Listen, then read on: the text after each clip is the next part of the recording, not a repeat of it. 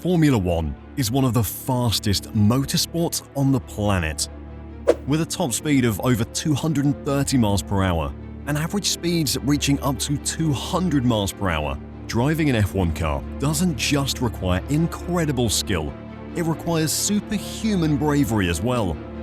Crashes at that speed generate phenomenal force, destroying cars that cost millions to make and creating spectacles that are unforgettable.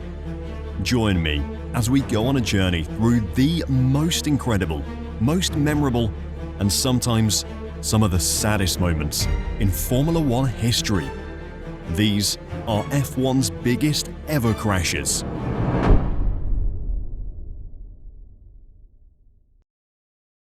Let's start with one of the most unbelievable crashes in recent memory.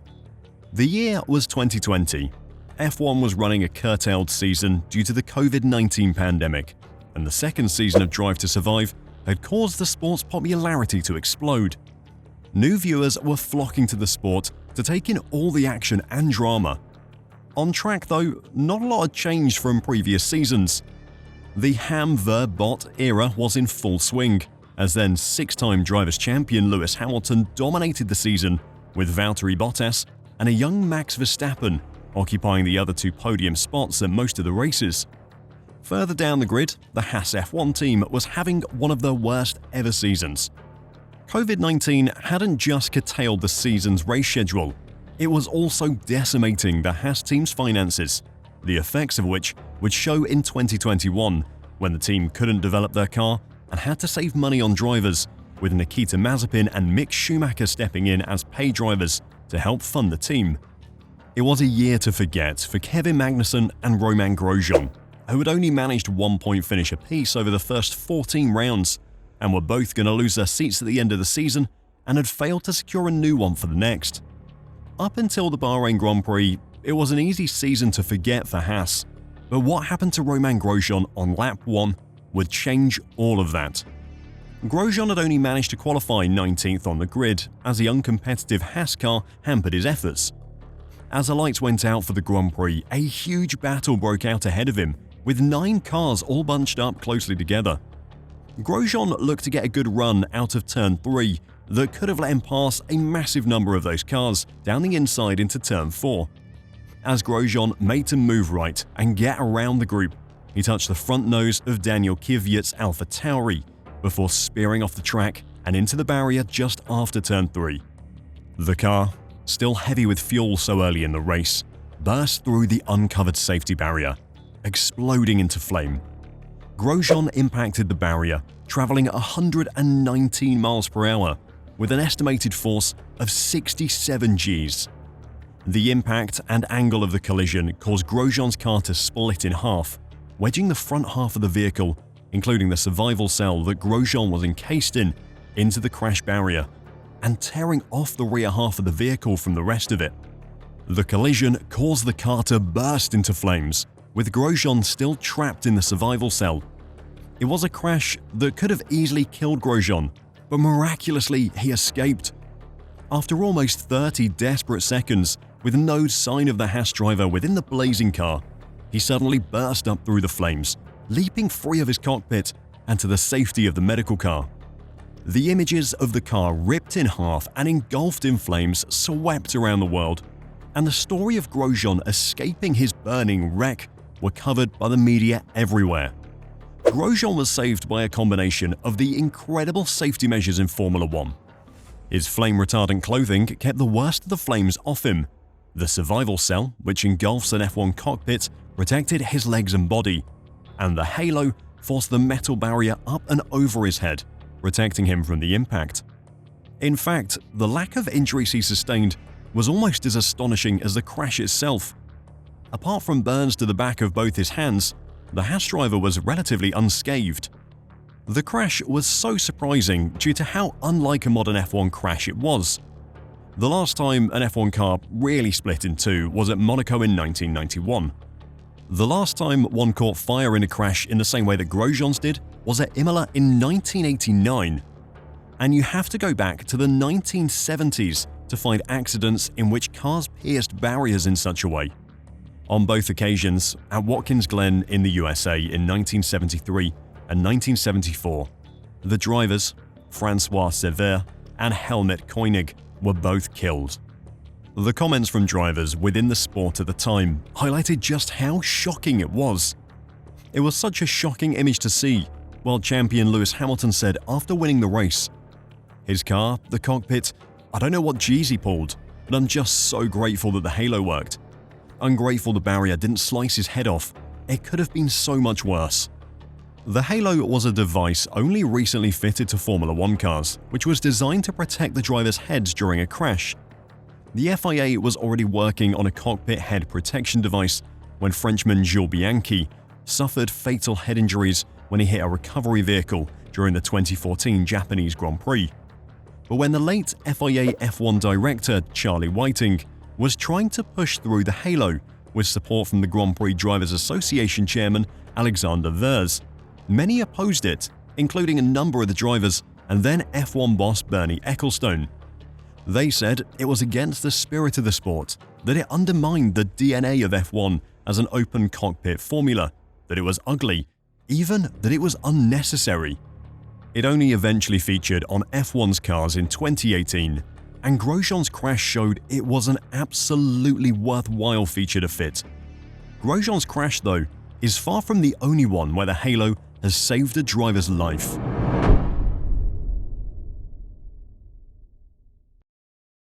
In 2018, when the halo was first introduced, it was met with disgust and derision. Toto Wolff was one of the most vocal against it due to the terrible aesthetics as he described it. However, after what happened between Charles Leclerc and Fernando Alonso at the Belgian Grand Prix, he and many others completely changed their view on it. The accident occurred at the first corner of the opening lap. Renault's Nico Hülkenberg braked too late into the corner, locking his front wheels and slid into the back of the McLaren of Fernando Alonso. Alonso's car was launched into the air, landing on Leclerc's Sauber and making contact with the halo as it did so. All three drivers were eliminated from the race but were unharmed. It was the kind of accident that prior to 2018 would have instilled fear into everyone watching. Seeing Alonso's car land square on top of Leclerc's head was horrifying, and prior to 2018, it was an incident that would almost certainly have led to Leclerc suffering very serious injuries. Then 20 years old, Leclerc, who was in his first F1 season, said of the halo, "I don't know how it would have ended up without, but looking at it, I'm happy it was there. I've been lucky on this one. Looking at the halo, it's not looking good. I've never been a fan of the halo, but I have to say that I was very happy to have it over my head today," he added. "I felt the impact, and looking at the image of my car, it's quite spectacular." Alonso was adamant that the device had proved itself. "The halo was a very good thing to have today," he said. That one crash completely changed the opinions on F1's halo. From then on, everyone was in agreement that no matter what it looked like, a device that could save even one driver's life was worth having in the sport. However, that first incident was far from the only time it would help save a driver from serious injury. The 2021 F1 season was one that every fan remembers. After 7 straight years of watching Lewis Hamilton and Mercedes utterly dominate the sport, they finally looked contestable. Regulation changes and an evolving understanding of the current regulations meant that the rest of the grid, who had been significantly slower than Mercedes for the best part of a decade, were finally catching up. After so much success, Mercedes had either missed the best solution to the changing technical regulations, or their success had made them complacent. Either way, it allowed Red Bull to seriously challenge them throughout the entire season, something that hadn't really happened during the turbo hybrid era. The season turned into an absolute dogfight between Lewis Hamilton and Max Verstappen, with neither driver nor their teams willing to give an inch. The off-track battle of words between team principals Toto Wolff and Christian Horner became legendary, but even that was eclipsed by the on-track action, as Formula One's most decorated driver, Lewis Hamilton, was challenged by the young upstart, Max Verstappen. The rivalry between the two simmered over the opening races as they traded race wins, but in Silverstone, at round 10 of the season, it exploded. as Lewis Hamilton sent Max Verstappen flying into the barriers at Copse Corner at the British Grand Prix. The fallout was massive, as the Red Bull team described Hamilton's celebrations after the race as disrespectful, while his rival lay in a hospital bed. By the time the Italian Grand Prix at Monza came around, 4 rounds later, Verstappen had the slightest of leads over his rival, leading the Drivers' Championship by 224.5 points to Hamilton's 221.5, and the two were ready to fight tooth and nail to get any kind of advantage. With 9 rounds left in the season and everything to fight for, both drivers knew that every point mattered from then on. That race ended in an incredible McLaren 1-2, but sadly that achievement was all but forgotten due to what happened between Hamilton and Verstappen. After a frenetic start, the racing had settled down before the pit stops. It was then that the race came to a head in the briefest of moments, as Verstappen and Hamilton found themselves side by side while turning through the first part of the Rettifilo chicane. Hamilton had exited from his pit stop, emerged wheel to wheel with Verstappen, and the pair went into the first chicane side by side. Hamilton had his nose ahead of Verstappen on the inside, but the Dutchman had the pace to try and pass on the outside of Turn 1, and as they entered Turn 2, with Verstappen's car riding over the high sausage curbs, he was pitched onto Hamilton's car, with both grinding to a halt in the gravel, the Red Bull still perched on top of Hamilton's Mercedes. Verstappen climbed out, glanced at Hamilton in his cockpit, and immediately strode away. In the moment, he hadn't realized just how dangerous a collision it had been and how crucial the halo was to Hamilton's survival. Verstappen's car had ridden over the back of Hamilton's, with his right rear wheel rolling over the roll hoop and descending onto Hamilton's head, but crucially being diverted enough from a full impact by the halo cockpit protection device, once more definitively proving its worth. Hamilton blamed Verstappen. He knew what was going to happen, he said. He knew he was going over the curbs, went into Turn 1 ahead, and ahead in Turn 2, then all of a sudden, he was on top of me. After emerging unscathed but bruised, Hamilton, who had been an extremely vocal opponent to the halo during its development, acknowledged that it had saved his life. "I'm a little bit stiff and sore on my neck because it landed on my neck, but I'll be okay," he said. A year later, the halo would save another driver's life. In 2022, Formula 1 debuted a brand new breed of car. Branded the ground effect era, Formula 1 brought back the concept of ground effect floors to improve the downforce of the cars while reducing the dirty air that modern F1 aerodynamics had become so good at producing. The idea was to improve the spectacle by allowing the cars to race closer together, which would encourage overtaking. Despite the change of technical regulations, the cars of course still featured the halo, and at round 10 of the season at Silverstone, it would prove its worth again. At Turn 1 on the opening lap, a multi-car shunt involved the Alfa Romeo of Zhou Guanyu hitting the barriers at high speed. His car was flipped upside down before he slid along the track surface with the asphalt grinding away at the halo before the roll hoop caught in the gravel runoff, causing the car to catapult into the air over the Armco barrier before being caught in the catch fencing and coming to rest. It then took some time to extract the 23-year-old, who was the first Chinese driver in Formula 1 and in his rookie season at the time. The scale and speed of the incident was horrific, and Zhou was remarkably lucky to have escaped. He was upside down for a considerable distance, and the gravel trap barely slowed the car, but instead launched it into the fencing. It was lucky his car was caught by the catch fence, as the footage from the stands shows just how fast he was moving and how close his car came to the spectators who were showered in gravel and debris from the incident. It took the safety teams a considerable amount of time to extract Zhou from the car due to how it was wedged, with the driver upside down with the car above him. Speaking after the accident, Zhou said he found it hard to believe he'd survived the incident. "I don't know how I survived," he said. "But then looking back, obviously I saw the halo saved me." Having survived the impact but unable to get out, the driver was left fearing his vehicle would catch fire. "Once I stopped, I didn't know where I was because I was upside down, and the next thing I felt was some leaking," Zhou said. "I wasn't sure if it was from my body or from the car, so I just tried to switch the engine off.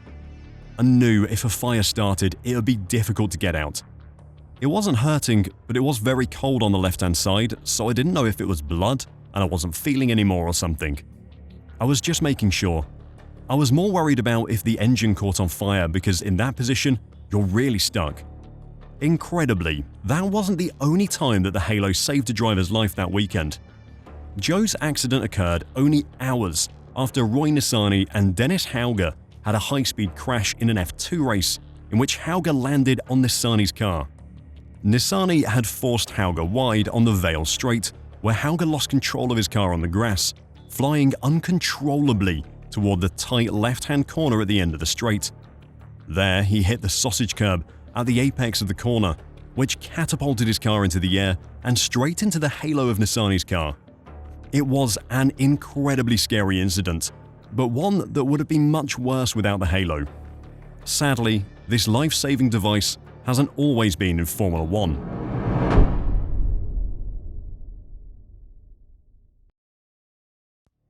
Formula One's history is littered with incredible moments.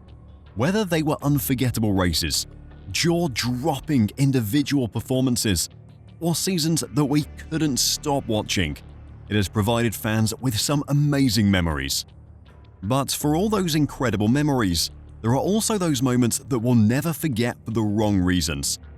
The tragedies that remind us all just how dangerous this sport can be. And make no mistake, motor racing is dangerous. That stark truth used to be printed on every admission ticket in the days when death was the sport's unwelcome companion, and spectators were just as likely to get hurt as the competitors they'd come to watch. While Formula One has thankfully become significantly safer in recent years, that hasn't always been the case. Innovations such as the halo, better barriers, and the introduction of yellow and red flags have made improvements. They weren't always a part of the sport though. So let's take a trip back in time to when Formula One wasn't as safe and look at the terrible crashes that made the sport what it is today. As we've been talking about the halo and the lives it saved, that should be the place to start. The idea of a cockpit protection system in a Formula One car was unthinkable a decade ago. The open cockpit was something that people saw as part of the very essence of Formula One. The drivers being out in the air, battered by the wind, fighting the elements with nothing between them and the dangers of the world, were seen as essential to the sport. But even before the death of Jules Bianchi in 2014, just over a decade ago now, another accident had begun the chain of events that would eventually lead to the life-saving device's introduction to Formula One. A shocking day in motorsport history happened during a Formula 2 race at Brands Hatch on the 19th of July 2009 that led to the death of Henry Surtees. Henry had scored his first podium finish in the first of the two races at Brands Hatch the day before. The son of former Formula One world champion John Surtees was in a midfield group when a car ahead ran wide at the exit of the 120-mile-an-hour Westfield bend and slid across the damp grass into a barrier. The impact of Jack Clark's car with the barrier ripped off a rear wheel which flew through the air back across the track and caught Surtees with a glancing blow on the head as he sped by. He was knocked unconscious by the tire despite his helmet, and his car crashed at the next corner. It was immediately obvious that the crash was a bad one, as the throttle of Henry's car remained engaged with the engine revving as it lay in pieces against the wall, revealing that Henry still had his foot on the pedal. The race was stopped and Surtees was rushed to the medical centre, where he was stabilised before being airlifted to the Royal London Hospital. Sadly, he died a few hours later. Following his death, his father John spoke fondly of his late son. Henry had followed his heart from the time he first sat in a kart. He treated it seriously, the balance between motorsport and school, having just finished his A-levels. The world beckoned and he was thriving on the freedom to concentrate on his motorsport. He had shown himself to be one with the possibilities of reaching the very top. Despite his young age, he had shown maturity, technical understanding, and speed. Most importantly, he was a nice person and a loving son. He will be deeply missed. The F2 cars at the time were up to F1 safety standards. The single-seater cars were designed by the Williams F1 team to the safety standards, complying with the 2005 Formula One regulations. That included raised cockpit sides to increase protection for the driver's head. They also featured the wheel tethers that are meant to keep the wheel attached to the chassis in the event of a crash to prevent this type of accident, but sadly the system failed that day. Surtees's death, along with an increasing number of accidents where wheels were torn off their mountings, led to the number of wheel tethers being doubled to 2 per wheel for the 2011 Formula One World Championship season. Sadly, Henry's death was not the only serious accident that year, which could have had a different outcome if the halo had been present at the time. Just 1 week after Henry's passing, another serious incident involving a piece of a car making contact with the driver's head could have caused another death. In 2001, Formula One underwent profound changes, and the top teams fell behind the surprising Brawn GP and an emerging Red Bull. Over the course of the year, Ferrari and McLaren recovered, but just as the Italian team was about to shine again, their driver Felipe Massa suffered an accident in Budapest. During qualifying for the Hungarian Grand Prix, a spring detached from Rubens Barrichello's car and, after bouncing along the track, hit Massa's helmet at over 155 miles per hour. Massa went into shock and lost consciousness instantly. The car went straight through a corner and crashed into the tire barrier. Massa was taken by helicopter to Budapest Military Hospital where he received treatment. He spent 9 days in that hospital, during which he was in an induced coma for 2 and underwent 2 operations. After being discharged, he underwent further plastic surgery to recover the area of its skull that had been hit by the spring. He would miss the rest of the 2009 season before returning for 2010. While the outcome of Surtees's accident was more serious, the fact that Massa's happened in the top tier of global motorsport meant it really brought the dangers involved in racing into the public eye.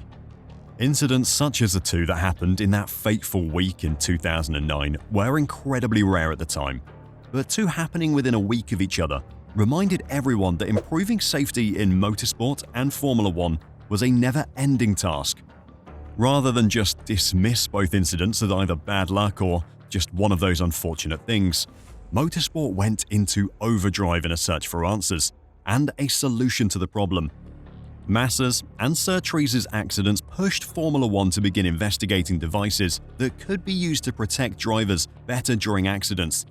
But early progress was slow, and as the months and years passed without a similar accident happening, there was little obvious progress on the project that would eventually become the halo. But then, a tragic accident in 2014 would change all of that. At the 2014 Japanese Grand Prix, Formula One witnessed an accident that led to a driver's death for the first time in 2 decades.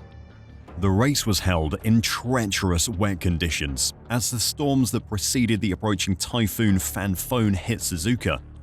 After a stuttering attempt to get the race underway, including a safety car restart, a red flag after 2 laps, and a further 8 laps under the safety car, it evolved into a duel between Mercedes teammates Lewis Hamilton and Nico Rosberg. In the wet conditions, Sauber driver Adrian Sutil spun and hit the tire barrier as rain intensified in the latter stages of the race. While recovery vehicles were lifting Sutil's car, Bianchi lost control of his car in the exact same place, traveled across the runoff area, and hit the back of the tractor. The race was red flagged and then declared over after 44 laps. Formula One's rules were very different back in 2014. When a car crashed as Sutil's had and needed recovering, the double yellow flag was waved around the accident, instructing drivers to slow down to a point where they could stop quickly so as to avoid the accident. Then the recovery vehicle and marshals would come out and remove the stranded car while the rest of the field continued around the track, racing everywhere apart from where the double yellows were being waved.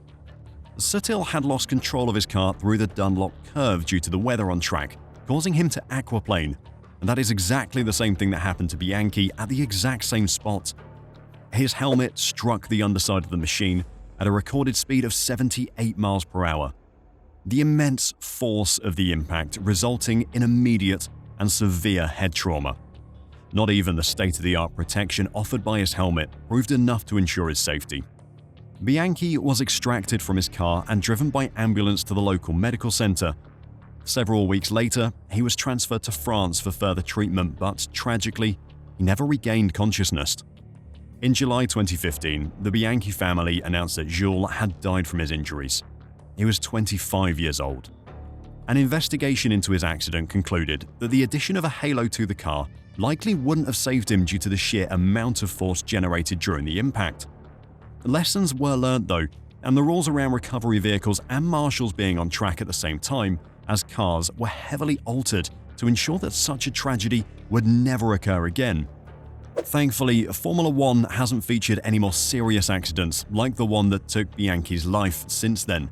And as you know, Formula One eventually introduced the halo, which has since gone on to save many lives. Despite these crashes and the deaths they caused, the halo was still strongly opposed.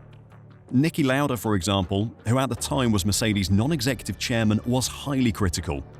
"We are trying hard with faster cars and getting closer to the spectators to attract new fans to the sport," he said. But this now is destroyed by an overreaction.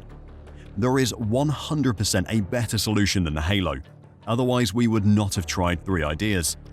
The halo destroys the DNA of an F1 car. The FIA has made F1 as safe as it gets. For the 2018 season, the FIA defied their critics and opponents and introduced the halo. The FIA released an official statement for its introduction, making it very clear exactly why the device was needed. Over the past decade, motorsport has witnessed serious incidents that affected drivers, the organization explained. The severity of the incidents made it clear to the FIA that developing a solution to mitigate against frontal impact in the area of the cockpit is a research priority for the FIA to address this existing weak point. As you now know, the device has done a wonderful job of addressing that weak spot, and Formula One, while still an incredibly dangerous sport, has become much safer. Of course, the fight to improve Formula One safety hasn't only been happening over the last couple of decades. The battle to reduce the risk to drivers and viewers of the sport has been ongoing throughout its 75-year history. Sadly, the trigger for many of Formula One's greatest innovations has often been a tragedy. One such tragedy was the death of Ronnie Peterson at the 1978 Italian Grand Prix. There were many reasons fans adored Ronnie Peterson, but 2 of the most significant were the way he drove and his personality. The handsome, blonde Swede made his F1 debut in Colin Crabb's yellow and brown antique automobiles March 701 in 1970, the season in which Jochen Rindt posthumously won the World Championship in the innovative Lotus 72. And in so many ways, Ronnie was the Austrian's natural successor. He took over not just his mantle as the king of Formula 2, but as the most spectacular man in the big league. And like Jochen, it would be many years before he finally had machinery that did him justice. Monza, the host of the Italian Grand Prix, had traditionally been kind to Ronnie. In 1971, he just missed his first ever Grand Prix win by 0.1 seconds. In an incredible race that ended with the top 5 cars crossing the line within 0.61 seconds of each other, Peterson's March 711 crossed the line neck and neck with Peter Gethin's BRM P160. The 2 were visibly inseparable. "Just to make sure I threw my hand up," Gethin said. "I figured that if it did ever come to a photo finish, they would go for the guy who did that." 2 years later, Ronnie won there for Lotus as teammate Emerson Fittipaldi vainly waited for team boss Colin Chapman to signal the Swede to move over and let him pick up the breaking threads of his own diminishing World Championship chances. Ronnie repeated the victory in the same car in 1974 and in a March 761 in 1976. Clearly, it was a very good track for him, but in 1978, his entire weekend was a nightmare. That season, Ronnie had an interesting contractual situation. He was signed on with Lotus, whom he'd left a few years earlier, with his relationship with Colin Chapman in tatters. He came back to partner Mario Andretti that season, but the expectation was clear. Mario is the #1 driver, and Ronnie was to do everything he could to make sure that Mario was a driver who came out on top between the 2 of them. Surprisingly, Ronnie kept to that agreement, allowing Mario to be the team's shining star, even though he did manage to get himself a win in South Africa and Austria. In Belgium, Spain, France, and Holland, Mario would take the win with Ronnie acting as his rear gunner, and in Holland especially, it was believed he could have taken the win anytime he wanted to, but let Mario have it. Between the 2 of them, they dominated the season in the Lotus 79. But at Monza, mechanical problems would cause massive problems for Ronnie. The engine in Ronnie's Lotus 79 broke early in Friday practice, forcing him to switch into the older Lotus 78 for the days running, which he didn't like and which had a significant straight-line speed disadvantage compared to the newer Lotus 79, which obviously at Monza put him at a big competitive disadvantage. On Saturday, his 79 was fixed, but overheating brakes and a bulky gearbox caused him a big problem during qualifying. He ended up qualifying 5th, which was incredibly impressive considering the problems with his car.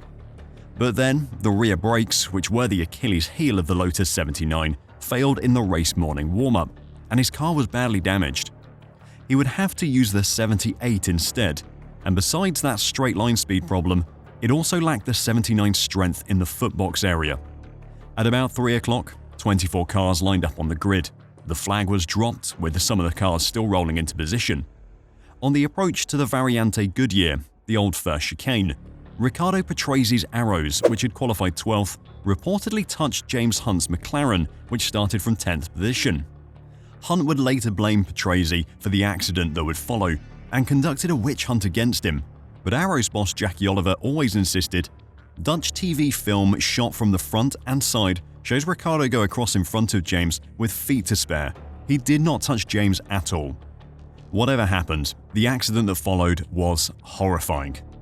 Hunt's McLaren spun into Peterson's Lotus, and the Lotus was spun into the barriers on the right-hand side of the track, crushing the front of the car and that unstrengthened footbox, which was ripped free from the car.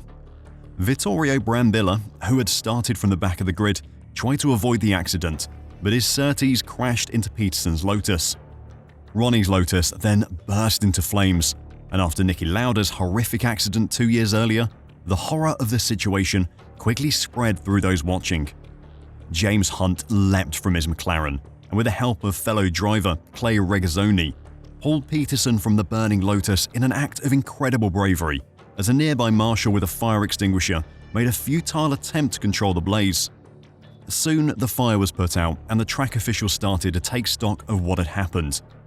10 cars were involved in the accident, including Brett Lunger, Hans Stuck, who had been concussed, and Didier Pironi.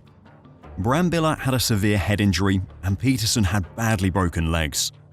The Italian police formed a human wall, stopping anyone, including Professor Sid Watkins, the then surgical advisor to Formula One, from entering the crash site. After a delay of around 15 minutes, an ambulance was sent to the accident scene, and Peterson was taken to the Monza Medical Center where he was stabilized. He was then taken by helicopter to the hospital 10 minutes away, where an X-ray showed that Peterson had about 27 fractures to his legs and feet.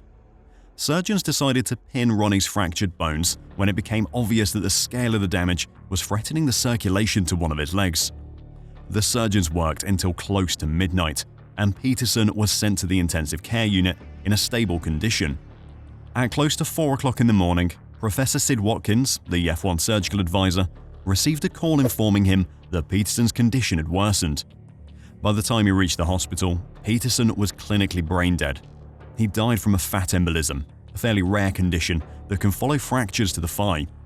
In layman's terms, fat deposits form in the blood vessels of the patient, which, in Peterson's case, blocked circulation through the lungs and starved his brain of oxygen. Even today, there is little that can be done after a fat embolism forms, apart from putting the patient on life support until it clears itself. And the risk of an embolism forming is higher the longer the patient is left untreated, and the longer and more complicated the surgery. It was a death which took a heavy toll on Formula One. It wasn't just the fact that Peterson had died which hung so heavily over the sport. It was the manner in which it happened. The lack of a runoff area around the Monza start-finish straight at the time was a clear contributor to the crash. The fact that James Hunt, who had been involved in the crash himself, was the one to be the first on scene, pulling Peterson out of his burning car was unacceptable. And that Professor Sid Watkins was kept back by police instead of being able to access the scene was something that no one could imagine. The same mistakes couldn't happen again, and change came quickly. It was clear that expert firemen should be putting out fires quickly instead of drivers having to pull their fellow drivers from burning wrecks. Fast forward to 1989, when Gerhard Berger's Ferrari caught fire after a crash at Tamburello at Imola. Fire marshals quickly put out the fire, and Berger was safely removed by those marshals and medical staff. Furthermore, it was obvious that there were specific problems with Monza that led to the accident in the first place. The sport applied pressure on the Monza authorities to make the circuit safer, and as a first step, the barriers were moved back and the pit area was redesigned. Slowly, Monza evolved into the less dangerous circuit we see today. In terms of Peterson having to use the older Lotus chassis with its weaker footbox, it was something that Colin Chapman never got over. Team personnel would later say that Chapman would, in his darker moments, unfairly blame his overworked mechanics for not putting sufficient effort into preparing another 79, which should have been the spare car in Italy. The effects of the improvements in Formula One safety, especially in terms of medical personnel being available at a moment's notice, was evident in 1990 when Martin Donnelly suffered a very similar accident to the one that had killed Ronnie Peterson. The 1990 Spanish Grand Prix was run at the famous Jerez circuit. Donnelly, driving for Lotus at the time, suffered a serious crash caused by suspension failure during qualifying. His Lotus 102 speared off into a barrier at an estimated 160 miles an hour, where it exploded into pieces. The chassis tore in two, the car was strewn across the track, the safety cell split open, and Martin Donnelly was thrown across the track with his seat still strapped to his back. He stopped in the middle of a live track with cars still driving around him. The photos and footage of the incident still send shivers down the spines of motorsport fans. A driver being ripped from their car in that way is something that should never happen. Martin's injuries were grave. X-rays showed he'd bruising on his lungs and brain. The impact was so violent it cracked his racing helmet. He also had severe breaks to both legs and lost a lot of blood. The breaks to his leg were so bad that they almost necessitated amputation. Professor Sid Watkins, Formula One surgical advisor who'd been kept away from the crash that killed Peterson, rushed to the scene with his medical team to try and save Donnelly's life as he lay lifeless on the racetrack. Watkins applied his skills upon arrival as Donnelly had swallowed his tongue on impact and was struggling to breathe. The Lotus driver was eventually airlifted to hospital where doctors and surgeons fought to save his life, as his friend Ayrton Senna watched on in horror. His condition was so critical that he was placed in a medically induced coma as his organs started to fail, with his heart stopping twice. The injuries were so severe that at one point he was read the last rites by a priest. Thankfully, the medical team being on scene quickly kept him alive, and with extensive physiotherapy and further surgeries to his badly damaged leg, Donnelly was remarkably able to walk again. Speaking since then, Donnelly has revealed just how important the on-site medical staff, including Sid Watkins, were to his survival. Sid had predicted Donnelly would suffer further complications in the days following the crash. It was pretty serious. Bones will eventually heal, and Sid Watkins knew that, Martin Donnelly said when he appeared on the Beyond the Grid podcast. He knew the size of the impact of the accident was pretty serious. Your internal organs don't stand still, they go with the inertia. I think my accident was around 42 G. He knew from experience that my organs would go into shock and not work. So it was important to get me out of Severe, back to Heathrow, back to England to his hospital, the Royal London Hospital in Whitechapel. I was back there on the Thursday night and, as he predicted, on the Wednesday my kidneys, my lungs, everything just shut down. I was on a respirator for 7 weeks. I had kidney dialysis every day for 3 hours, and with it being touch and go, the hospital chaplain came and gave me my last rites. Twice on the operating table my heart stopped. They had to stand clear, get the old jump leads on there, and give me a jolt and bring me back again. So 3 times Sid brought me back. Perhaps the deaths that had the biggest impact on Formula One were those of Roland Ratzenberger and Ayrton Senna at the 1994 San Marino Grand Prix. In 1990, the year of Donnelly's crash, Senna would win a second World Championship title while driving for the McLaren team. Even then, he was regarded as one of the most skilled drivers in Formula One history, and posthumously, he has become regarded as perhaps the best of all time. Accounts from those who were active within the sport at the time refer to him as an absolute master of the machines he drove, capable of doing things that no other driver was possible of. A year later, he would win his 3rd title, but sadly, in 1994, a crash at Imola would take his life. Following his 1991 World Championship title, the competitiveness of the McLaren car decreased, and despite Senna being considered the best driver in the sport, he simply didn't have the machinery to compete. The Williams team, with the help of its technological advantages, simply outshone the rest of the field, and the Renault engine that was powering their car was the best on the grid. In Senna's final season at McLaren in 1993, Williams beat McLaren to the Constructors' title by doubling the second-place team's points haul. Such was their advantage that no other team stood a chance. Williams had an incredibly talented group of chassis designers, including veteran engineer Patrick Head and aerodynamicist Adrian Newey, who was just beginning to flourish in the sport. However, the strongest and most controversial aspect of Williams' package was its set of innovative electronic driver aids, including active suspension, traction control, and anti-lock brakes. The active suspension was particularly potent and was banned midway through the 1993 season because it offered such a massive advantage. But despite one of Williams' biggest weapons being removed, Senna still saw the talent that Williams had and wanted to be a part of the team. The 1994 Williams, called the FW16, was still very fast, and Williams would go on to win the Constructors' Championship that year. But Senna was disappointed with its poor handling. The problem was that with their active suspension gone, Williams needed time to adapt, and when the 1994 season started, they weren't ready. The car had a very narrow setup window, something that's plagued some of the modern ground effect cars, leaving minimal room for error. Because of the poor performance of the car, Senna got off to one of the worst starts to a season of his entire career, retiring from the first two races. In the season opener at Interlagos, he took pole and initially got out to a large lead, but fell behind Benetton's Michael Schumacher after a poor pit stop. Senna pushed the car hard to catch up, but on lap 55 he lost control and spun off, retiring from the race. At the Pacific Grand Prix, Senna took pole again, but the car continued to perform poorly in slow-speed corners. Senna spun off the track after being hit from behind by Mika Häkkinen's McLaren, and once again retired from the race. Senna's teammate Damon Hill also spun off several laps later, but was fortunate to recover and made his way back to second place before retiring with a transmission failure. While Senna was battling at the front of the field for the first two races, Roland Ratzenberger was just getting to grips with life in Formula One. With some big sponsors behind him, Ratzenberger managed to sign his first ever F1 contract for the 1994 season, a 5-year deal with the new Simtek team, partnering David Brabham.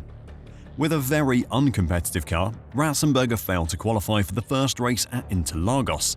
However, the next round, the Pacific Grand Prix, went much better, as he not only managed to qualify, but finished in a very commendable 11th place, which was impressive despite the fact that he was the only driver who had raced at the venue before. Formula One then headed to Imola for round 3 of the season, and Williams brought with them a large upgrade package to try and sort out their instability issues. Ratzenberger was eager to try and resolve the brake issues, which had caused him trouble in the first 2 races, and qualify once again. What Williams and Ratzenberger didn't know at the time was that that race weekend would go down as one of the darkest in the sport's history. The San Marino Grand Prix at Imola would have been Ratzenberger's 3rd race in Formula One. During the first qualifying session on Friday the 29th of April, he asked the more experienced Brabham to test his car out. The Australian vindicated Ratzenberger's assessment of the brakes, which had been troubling him at the previous races. According to Brabham, the issue was soon resolved to the satisfaction of both. The session was overshadowed when Jordan driver Rubens Barrichello hit a curb at the Variante Bassa corner. His car, traveling at 140 miles per hour, was sent airborne and collided with the tyre barrier. Having received injuries to his nose and arm, Barrichello was transferred to a nearby hospital and took no further part in the weekend. The next day, the second qualifying session proceeded as normal, until the moment of Roland's accident. Early in the session, Ratzenberger went off the track at the Acqua Minerale chicane. With his sponsor in attendance for the first time and at the halfway point of his contract already, he decided to carry on and try to give them the best show he could. This was a time when getting a drive in Formula One was very reliant on you having financial backing, and a bad performance in front of your sponsor wasn't always an option. Unknown to him, the minor incident had damaged his front wing. As he tried to turn into the high downforce Villeneuve corner, the wing broke and became lodged under the car. With the wing stuck under his car, there was no chance of controlling it. He crashed into the outside wall at 195.7 miles an hour. Ratzenberger was rushed to the Imola Circuit Medical Center and from there was taken by air ambulance to the hospital in Bologna, where he was pronounced dead upon arrival. He had suffered 3 individually fatal injuries. The first was a basilar skull fracture, which was named as the official cause of death. The second was blunt trauma from the front left tire penetrating the survival cell. And the third was a ruptured aorta. It was a shocking tragedy and one that deeply impacted the drivers. At that point, the drivers themselves had very little power over what happened in Formula One. They were a fragmented group, and as individuals, they didn't have the influence to sway the decision makers at the time. That was all about to change though, as Ratzenberger's death spurred them into action which had been brewing for some time. During the customary pre-race drivers' briefing on May 1, 1994, the remaining drivers agreed to the formation of the Grand Prix Drivers Association, or GPDA, with Senna, Berger, and Schumacher intended to be its first directors. The organization has gone on to do incredible things for Formula One drivers and their safety. It's just sad that it wasn't around before Ratzenberger's death. His funeral was only attended by 5 F1 drivers, and as Max Mosley, who was the head of the FIA at the time, would later say, what happened the day after Roland's death sadly overshadowed his passing. Tragically, a device existed in motorsport at the time which could have helped save Ratzenberger, or at least would have stopped the basilar skull fracture, which was the official cause of death. A major cause of death among drivers during races was through violent head movements, where the body remains in place because of the seatbelts, but the momentum keeps the head moving forward. It is this type of movement which causes the fracture at the bottom of the skull. Another notable racing driver to have died from a basilar skull fracture is the famous NASCAR driver Dale Earnhardt. Nowadays, no racing driver would ever compete without a HANS device fitted. The HANS device was in existence when Ratzenberger died as well. It was first designed in the early 1980s by Dr. Robert Hubbard, and he was crash testing it by 1989. Using sleds and crash test dummies, his initial tests reduced the energy exerted on the head and neck by an astonishing 80%. Sadly, no motorsport safety company wanted to sell his product, so Hubbard had to try and market it independently with the help of Jim Downing, whose stories of racing accidents had first inspired the device. In 1990, they started selling the device to very little success, and it wasn't until 1994, following Ratzenberger's death, that it started to gain traction. By the late 1990s, research by Mercedes showed that the device was likely the best way to prevent a basilar skull fracture in Formula One, with the HANS device massively outperforming their airbag idea. Still, it wasn't until 2003 that the FIA mandated its use in Formula One, almost 10 years after it could have saved the life of one of its drivers. As I said a minute earlier, despite the tragedy of Ratzenberger's death and the fact that his passing contributed to one of the most important safety additions in not just Formula One but motorsport history, it was relegated to a footnote at the time due to what happened the day after. Ayrton Senna took the crash which killed Roland Ratzenberger very badly. Having seen replays of the crash, he commandeered one of the course cars and rushed to the scene. Arriving after Ratzenberger had been taken away in an ambulance, Senna inspected the ruined Simtek car before heading to the medical center, where Sid Watkins informed him of Roland's passing. It shook Senna, who decided not to participate in the rest of the qualifying session. The following day, at breakfast with his former rival turned pundit Alain Prost, Senna spoke about his expectations for the race, saying, "I'm not optimistic at all about this race." Roland's death was still weighing heavily on his mind. Despite this, he was still blisteringly fast in the pre-race warm-up, outpacing the rest of the field by 9/10 of a second. After the drivers' briefing that followed later in the day, the drivers met privately to discuss the re-establishment of the GPDA in an attempt to increase safety in Formula One. As the most senior driver, Senna offered to take the role of leader, starting with the next race event in Monaco. Niki Lauda also suggested that Senna lead the group because of his strong personality and standing in the sport, relative to the other drivers. So it was decided. The GPDA would be re-established with Senna at its head to improve the safety of the sport following the death of Ratzenberger the day previously. And then, there was still the small matter of the Grand Prix to handle. A crash on the first lap of the race that involved Pedro Lamy and JJ Leto sprayed debris across the track and into the crowd, injuring some of the spectators. As the debris was cleared, the entire grid went round behind the safety car, which was an Opel Vectra, not a car known for its speed.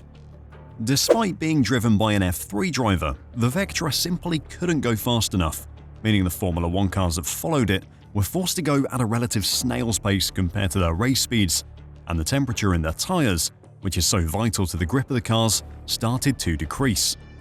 It wasn't until lap 6 that the race resumed. The next lap, with tyres still not up to temperature, Senna lost control of his car as he went around the Tamburello corner. He had entered the corner at 192 miles per hour, and after hitting the brakes hard and downshifting twice, he eventually hit the unprotected concrete barrier on the outside of the corner at 131 miles per hour. His right front wheel and the nose cone of the car was torn free on impact, and the car spun to a halt further down the road. He was initially motionless in the cockpit, but roughly 10 seconds after the car came to a stop, his head was seen to lift to the left before returning to its original position. He wasn't seen moving again. Sid Watkins, who was of course one of the first people on the scene, performed the on-site tracheotomy on Senna to help the Brazilian breathe. Speaking about the events at the track, Watkins would later say, "He looked serene. I raised his eyelids and it was clear from his pupils that he had a massive brain injury. We lifted him from the cockpit and laid him on the ground. As we did, he sighed and, although I'm not religious, I felt his spirit depart at that moment." At 3 p.m., roughly 3/4 of an hour after the crash, Senna arrived at hospital where he was rushed to intensive care, and a scan of his brain confirmed the diagnosis of Sid at the track. He had suffered a massive brain injury. 10 minutes later, his heart stopped. It was restarted and he was placed on a life support machine, but when it stopped again, just after 6:30 p.m., it was decided not to try and resuscitate him another time. There were 3 separate injuries from the accident which all could have done enough damage to kill Senna. The right front wheel, which shot up upon impact and entered the cockpit, striking the right frontal area of his helmet. The violence of the wheel's impact shoved his head back against the headrest, which was already far forward from the car's impact with the wall, causing fatal skull fractures. In addition, a piece of suspension attached to the wheel had also partially penetrated his Bell M3 helmet and caused trauma to his head. Also, it appeared that a jagged piece of the upright assembly had penetrated the helmet visor just above his right eye. For 2 drivers to die in such violent accidents in one race weekend was terrible, and it shook F1 to its core. The fallout from Senna's accident was particularly bad though. Italian prosecutors instigated manslaughter charges against senior members of staff at the Williams team that dragged on for 13 years, and eventually ended with Patrick Head being declared at fault because of a faulty steering column, which the Italian prosecution thought was to blame for the incident. Adrian Newey said he thought a puncture caused by the debris from the first lap crash may have caused Senna to lose control. Patrick Head said that Senna had just made a driver error, a theory that was backed up by Damon Hill and evidenced by Michael Schumacher, saying that Senna had looked nervous driving his car that day. The truth is that no one will ever know for sure who, if anyone, is to blame for his death. Again, it was a terrible weekend for Formula One.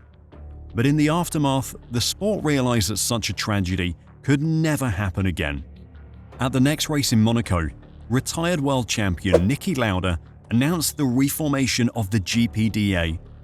The representatives elected were Lauda and active drivers Michael Schumacher, Gerhard Berger, and Martin Brundle. With the GPDA pressuring Formula One and the FIA, and the eyes of the world now on the sport following 2 unacceptable deaths, change came swiftly. Just 2 races after the terrible weekend at Imola at the Spanish Grand Prix, sweeping changes were made to the cars to reduce the speed they were capable of racing at. A combination of the size of the diffusers being reduced, the front wing end plates being raised, and the size of the front wing being reduced lowered the downforce of the cars were producing by roughly 15%. Sadly, safety was for a long time an afterthought for Formula One, and no incident highlights that better than the shocking scenes from the 1977 South African Grand Prix. Tom Pryce was a Welshman from Nantglyn near Ruthin and was tipped for F1 championship glory by many of his contemporaries. The dashing but unassuming Pryce was a popular figure in the paddock, but it was his speed and car control that had everyone talking.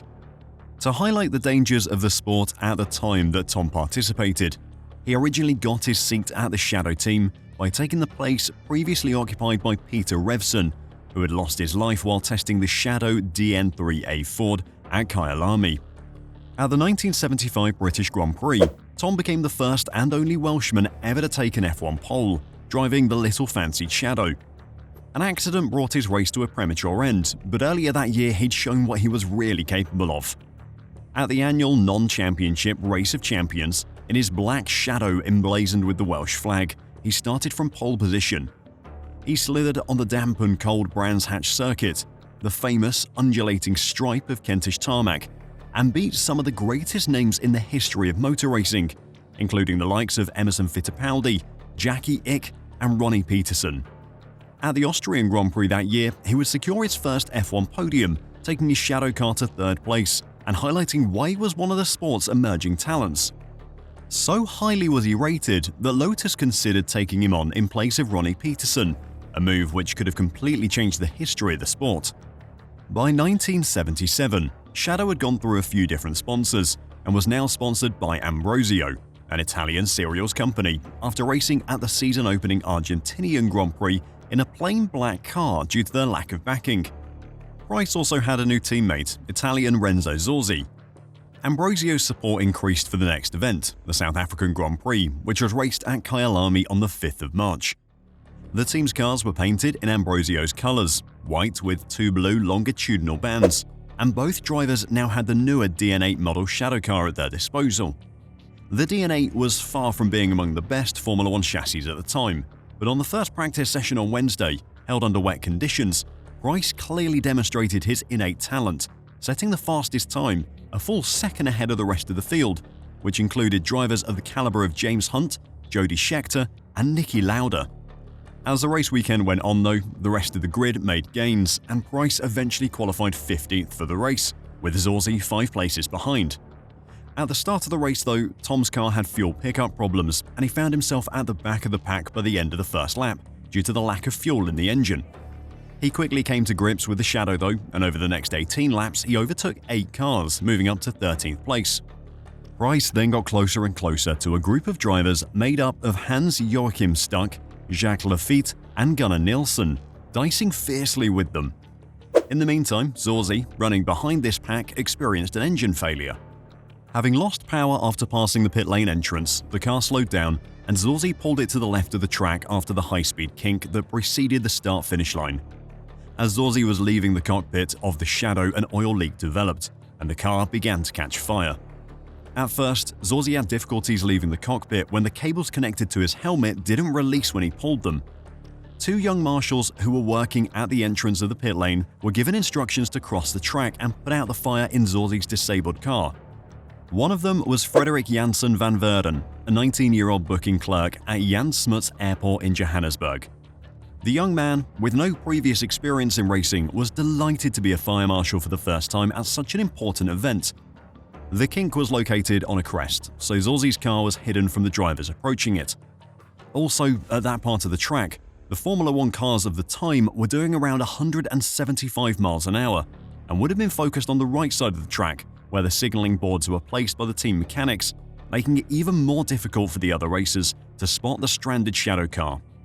As the marshals crossed the track with fire extinguishers, 2 cars came over the crest, with Zorzi's teammate Pryce in the number 16 Shadow, slipstreaming Joachim Stuck's March car. Coming upon the marshals at very high speed, Stuck was just able to swerve enough, avoiding the first marshal and barely missing the second. Pryce, running close to Stuck, was not so lucky, as there was no time for him to react. The footage from this crash is shocking, so if you don't want to see it, look away now, and I'll say when it's safe to look again. With his view obscured by Stuck's car, there was no way he could have seen anything coming up ahead. Pryce hit the young Van Verden, throwing him into the air and killing him instantly. The fire extinguisher that Van Veren was carrying struck Price in the face.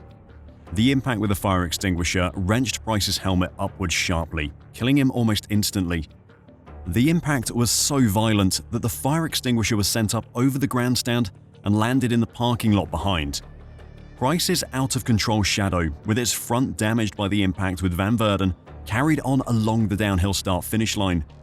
The car veered to the right and, scraping the barriers, continued at a speed of about 150 miles per hour.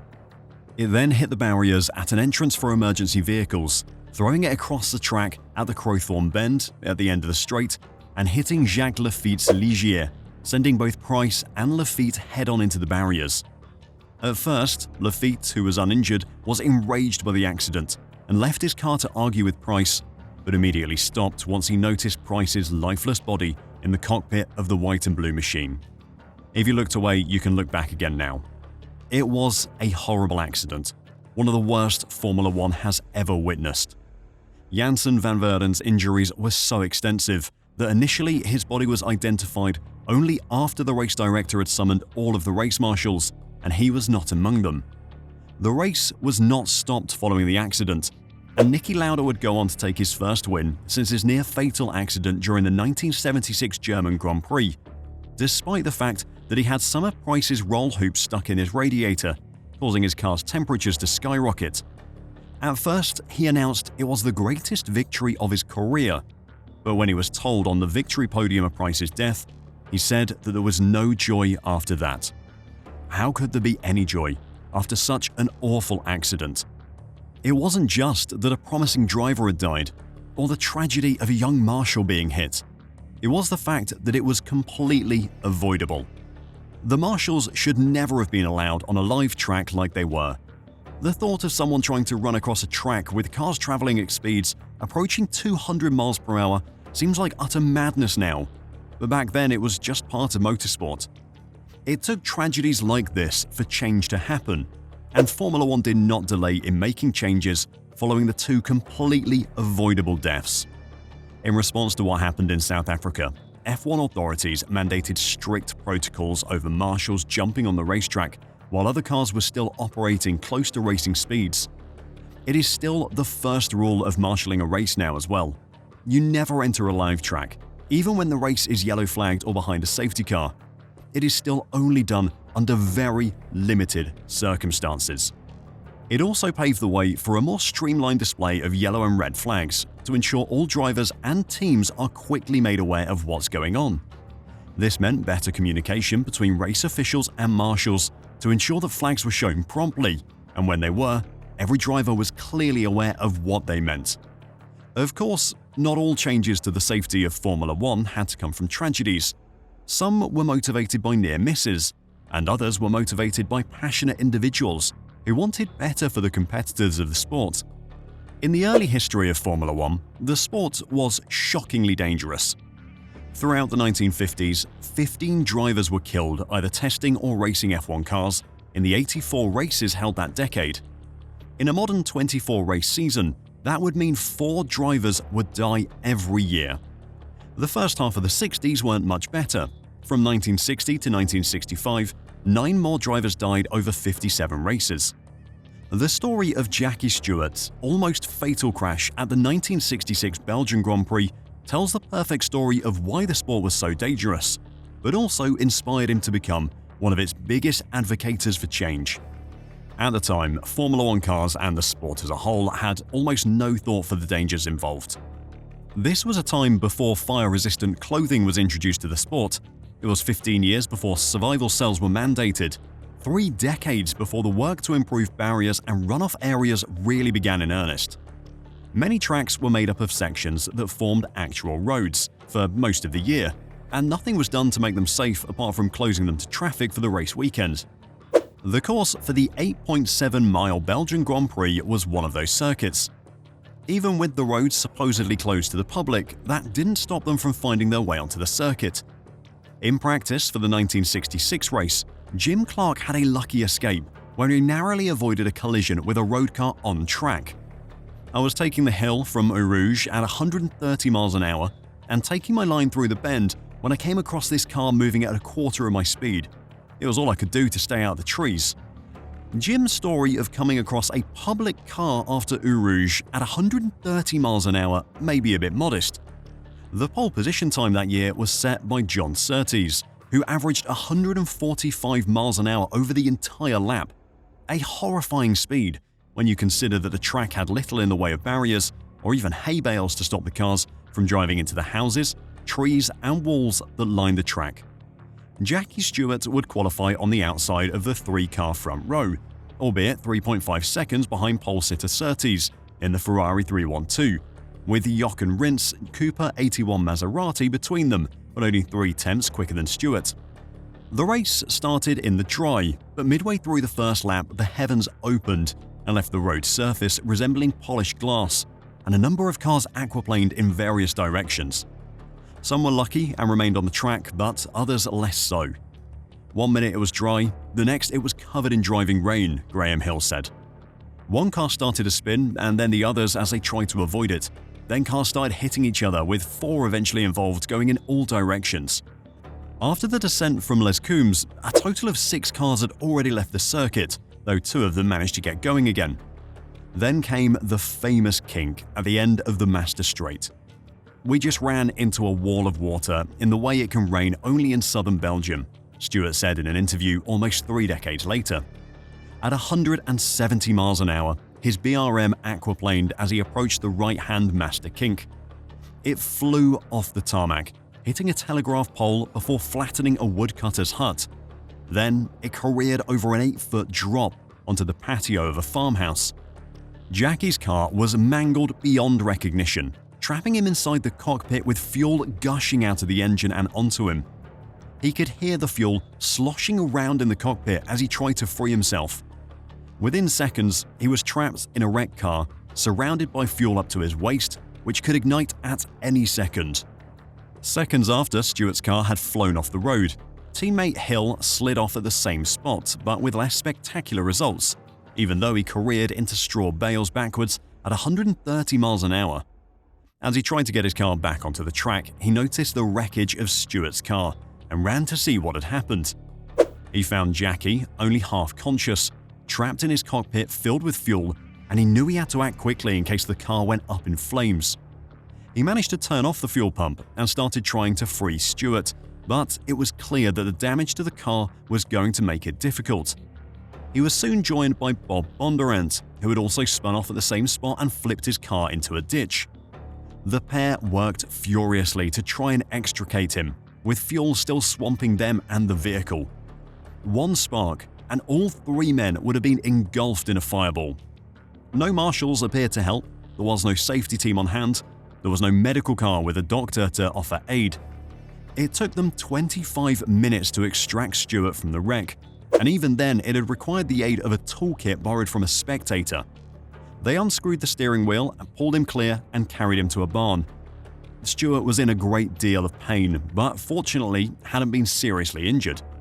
It was an absolute miracle that his car hadn't ignited at any point, but Stewart's ordeal was far from over. He asked Hill to remove his clothing, aware that his fuel-soaked race suit remained a major risk and was also burning his skin. Then, Hill left him on the floor of the barn as he ran to try and get help and an ambulance. While Hill was trying to get help, a group of nuns came across Stewart lying naked and reclothed him. Hill eventually returned with an ambulance and had to undress Jackie again, who was being burned by his fuel-soaked clothing. The ambulance then took Jackie to the race's control tower, where there was a first aid room of sorts. There wasn't a doctor on hand though, or even anyone who could give him proper aid. He was left on a stretcher, which was placed on the cold floor where he lay, surrounded by cigarette butts, waiting for another ambulance to take him to the actual hospital. The ridiculousness of the incident was not over yet though. He was eventually loaded into an ambulance which set off for the hospital in Liège with a police escort. However, en route, the escort became detached from the ambulance, and the driver then got lost as he didn't know the way. Despite the ridiculousness of this entire accident, Stewart would race for another 7 seasons, winning a total of 27 races and 3 world championships. The entire 1966 Belgian Grand Prix was an experiment in the ridiculous. More than half of the field crashed out on the first lap due to the heavy rain, and only 7 runners remained by the start of the second lap. There was so much water on the track that it got into and flooded the climax engine of Jim Clark's Lotus 33, putting him out on the first lap.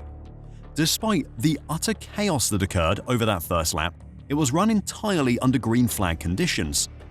Considering Jackie Stewart's story of sitting stricken in his car for 25 minutes before being left in a hay barn while Hill went for help, perhaps it shouldn't be a surprise that the race was never stopped. There simply wasn't a good way for the communication to make it around the track, so the organizers could know who was crashing where or what the weather conditions were like. Of the 16 cars that started the race, 2 finished on the lead lap. A total of 7 cars finished the race, but 2 were so far back they weren't even classified. The race opened Jackie Stewart's eyes to the terrible state of safety in the sport at the time. I realized that if this was the best we had, there was something sadly wrong. Things wrong with the racetrack, the cars, the medical side, the firefighting, and the emergency crews.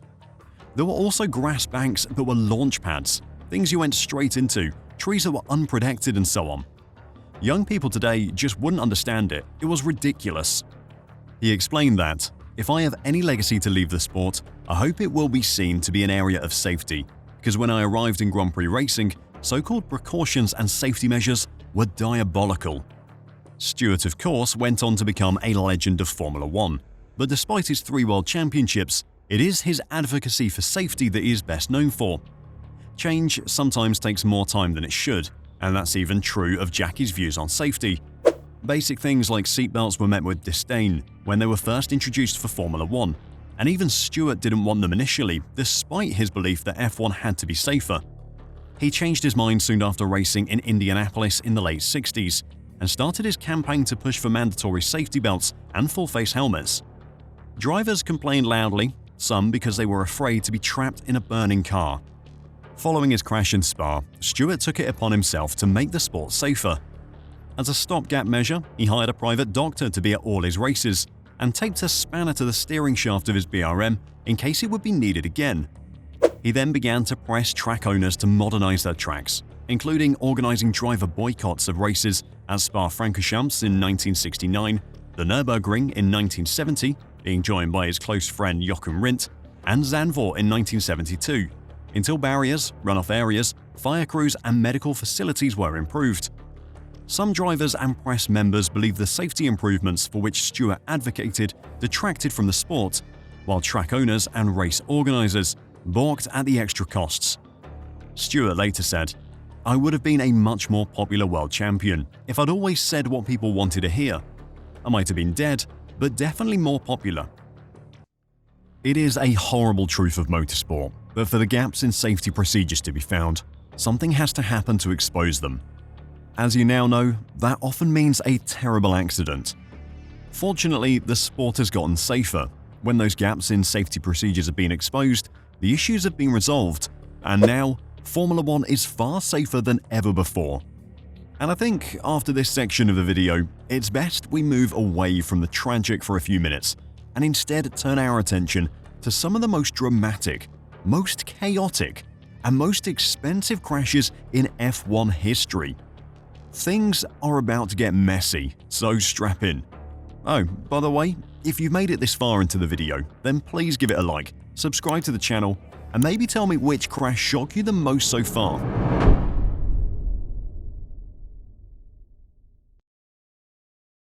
Formula One has seen some pretty massive crash bills in its history. When the cars cost millions of dollars to begin with, it doesn't take much for the repair bill to stretch into 7 figures. But at one very recent race, the cost of the crashes easily surpassed the 1 million mark. The 2024 Brazilian Grand Prix may not have featured one particular accident that gave the team's accounts a panic attack, but when they saw the total sum of the weekend's mishaps, they would have wanted to run for the hills. As the rain bucketed down in Sao Paulo, qualifying for the Brazilian Grand Prix was delayed to Sunday, but with more rain forecast, it was always going to be a bit wild. What ended up happening though was far worse than anyone expected. 5 drivers crashed in Sunday morning's qualifying, with Franco Colapinto the first into the barriers, while Carlos Sainz, Lance Stroll and Fernando Alonso also couldn't keep their cars on the track. Each of the 3 phases of qualifying on Sunday morning was interrupted by at least one crash.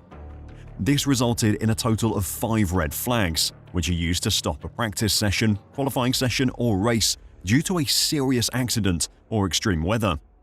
The hardest hit, though, was Alex Albon's Williams car, as he lost it on the run down to turn 1 and hit the barrier hard with his front left. That spun the car around, and he hit again with the rear before bouncing off the barrier, such was the force of the impact. Bits of carbon fiber were left strewn across the track. The rear of the car was shattered, the side pods didn't fare much better, and the front left wheel was hanging on by its tether. Causing over $830,000 worth of damage, Williams didn't have the time to fix Albon's extensive damage, as they called it, and he was forced to sit out the race. The team did repair Colapinto's car in time, but alas, his race ended on lap 32 when he crashed while the field was running behind the safety car. He lost control of his Williams in the wet, spun and hit the barrier with the front left of his car. It was such an innocuous crash as well. Driving along the pit straight, Colapinto just tried to apply some power too quickly on his car, which caused the back end to lose traction, spinning him straight into the barriers. It is an accident that, with experience, probably wouldn't happen, but for the rookie who had come in as a mid-season replacement for Logan Sargent and was only on his 6th Grand Prix, it was a pretty rough learning experience. His tally of 1 front wing and nose, rear wing front suspension, and rear suspension was doubled, while the FW46's side pods were also damaged. All in all, over $1.5 million worth of damage to his car. On a weekend in which the entire field racked up the best part of $5.5 million in repair bills, Williams' bill was the best part of a half of that amount. Colapinto's second crash capped a disastrous weekend for Williams, with team principal James Vowles revealing the team back at the factory had a very busy few weeks ahead of them to ensure the team had enough parts to go racing at the following Grand Prix in Las Vegas. If we're talking about expensive F1 crashes on a large scale, though, there is really only one race which can take that crown. This one particular race sent the F1 factories into overdrive, cost the teams unimaginable amounts of money, and made investors and owners cry themselves to sleep that night.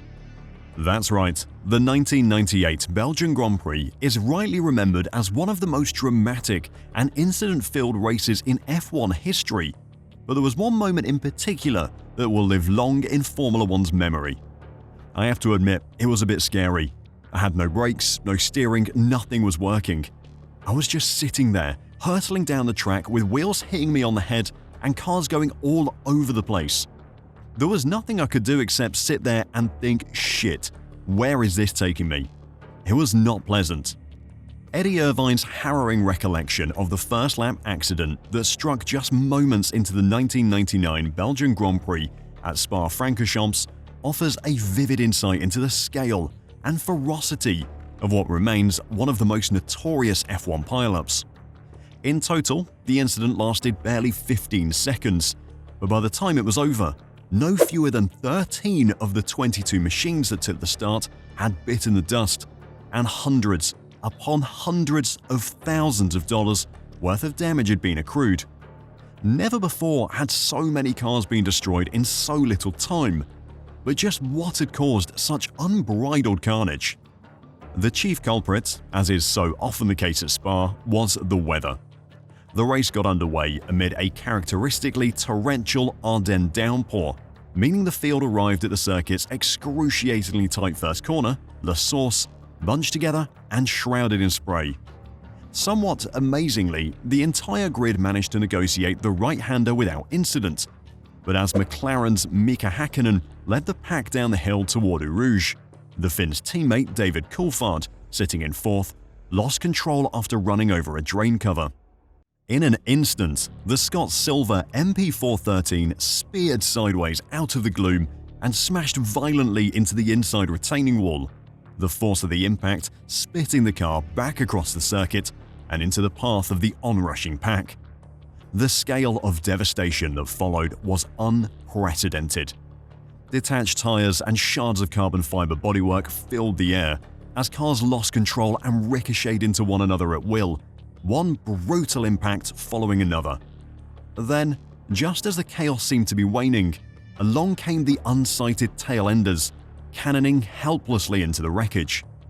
After what must have felt like an eternity to those caught up in the mayhem, the collisions eventually abated and the race was red-flagged. The drivers involved, all of whom escaped largely unscathed, raced back to the pits to collect spare cars for the restart, but they needn't have rushed. Such was the scale of the accident that it took nearly an hour to clear the circuit of debris. The total cost of the accident was estimated to be $13 million, which in today's money is over $25 million. However, the materials and processes used to build modern cars are far more advanced and far more expensive than they were back in 1998.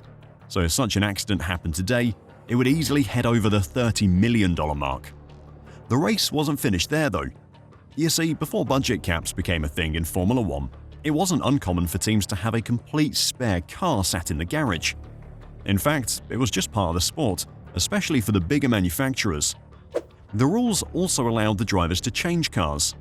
That meant that despite the utter chaos that had just happened, the drivers weren't actually out of the race, as they could just hop in the spare. But so complete was the destruction on the opening lap, when the race was eventually restarted, only 18 cars made it to the grid, with Stewart, Prost, Arrows and Tyrrell all left with just one unshunted machine at their disposal. Of the 11 teams, only Jordan escaped the melee with both cars intact, thanks in part to the quick thinking of drivers Damon Hill and Ralf Schumacher, who'd both been behind Coulthard when he'd lost control. It was quite funny, Ralf later reflected, because I just spotted a McLaren sideways in front of me, and then I saw the mess going on all around me. So I moved my car left, parked it in neutral and waited, just in time to see an Arrow suddenly missing me by about 10 centimeters. Then, when everything had settled, I just engaged a gear and went through. But that wouldn't be the end of Jordan's luck. In the restarted race, with rain still falling heavily, the damage tally climbed to an incredible 23 cars as drivers continued to fall off the road and crash into each other. The most notable casualty?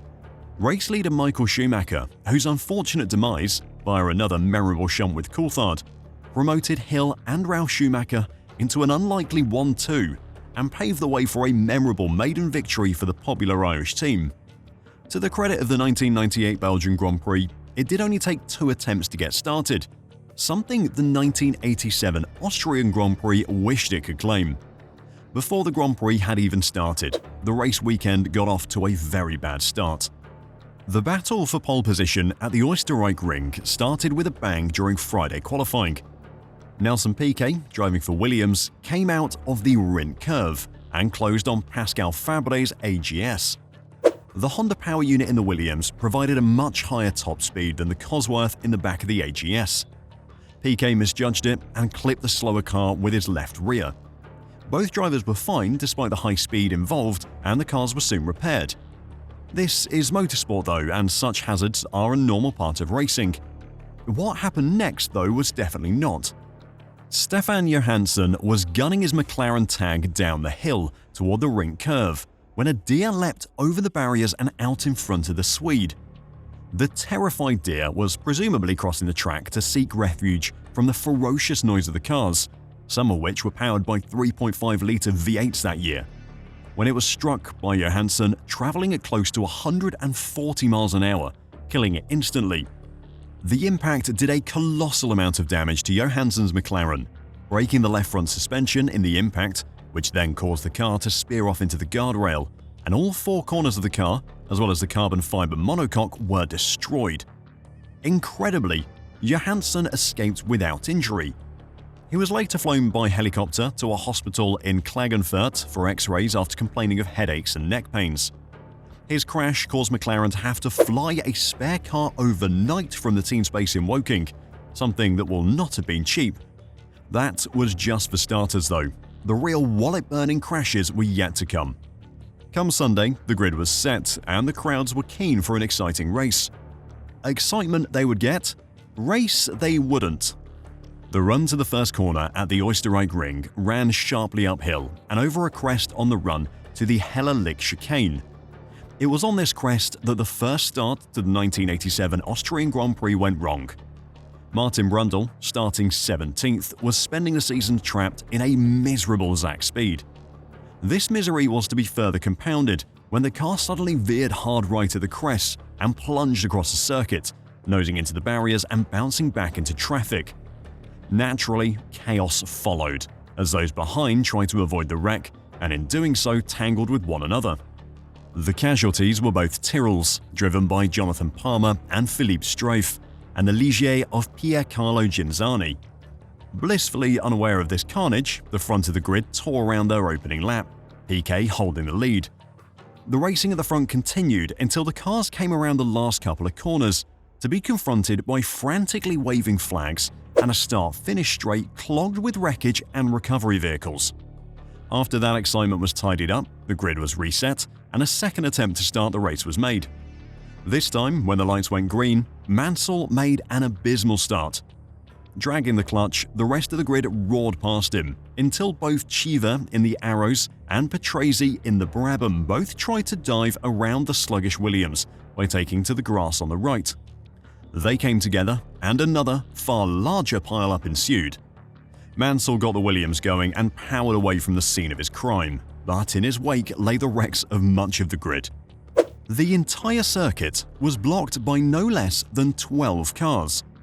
Included in the melee was Philippe Streiff, destroying his second Tyrrell car of the day, and Stefan Johansson, who was freshly recovered from his run-in with a deer 2 days earlier. Mercifully, nobody was hurt this time either, but it was obvious that the third start to the race would be with a much depleted grid. The teams were given a chance to repair the damage or prepare spare cars for a third start, which was attempted a full 2 hours after the original start time. Philippe Streiff was missing as Tyrrell had run out of cars, and several other drivers started from the pit lane. Martin Brundle, who was another who was involved in both pile-ups, was rushed out with improvised bodywork on his Zach speed and was ultimately disqualified for it. Nigel Mansell, who was lucky not to be collected at the second start, ended up winning the race by nearly a minute over the Williams of teammate Piquet. When you actually start looking, there have been quite a few terrible first laps in Formula One history. There have been some ridiculous starts, with cars stalling or drivers and teams being on strike, or mechanics still being on the grid. Who could forget Lewis Hamilton being the only driver on the grid for the race restart at the 2021 Hungarian Grand Prix? Or what about the 2005 United States Grand Prix, where only 6 cars participated in the race? While the race start at the Hungarian Grand Prix in 2021 was an absolute mess, with a number of cars needing serious repairs after Bottas went bowling to try and remove the Red Bull threat for both titles, before Merck fumbled the strategy anyway, with Lewis being the only driver on the grid at the restart. That first lap wouldn't even make a top 10 list. The 1994 German Grand Prix, on the other hand, certainly would. In the days leading up to the race, fans heading to the Hockenheim circuit were shocked to learn that the participation of home hero and championship leader Michael Schumacher was in doubt, as he and his Benetton team came out on the wrong side of an FIA appeal. Luckily for local fans, the rising superstar of German sport would drive, and the 140,000 people who were present at the track for race day got to see their new hero in action. Sadly for them, they wouldn't be able to celebrate him, as Schumacher wouldn't finish the race, despite avoiding the first lap madness. The 1994 German Grand Prix was a race preceded by lots of rule changes. This was, of course, the same season that saw Roland Ratzenberger and Ayrton Senna die in Italy, so the FIA were very keen to cut down the speed that the cars were going at. To do this, they made a number of regulation changes throughout the year, the majority of which came into action in Germany.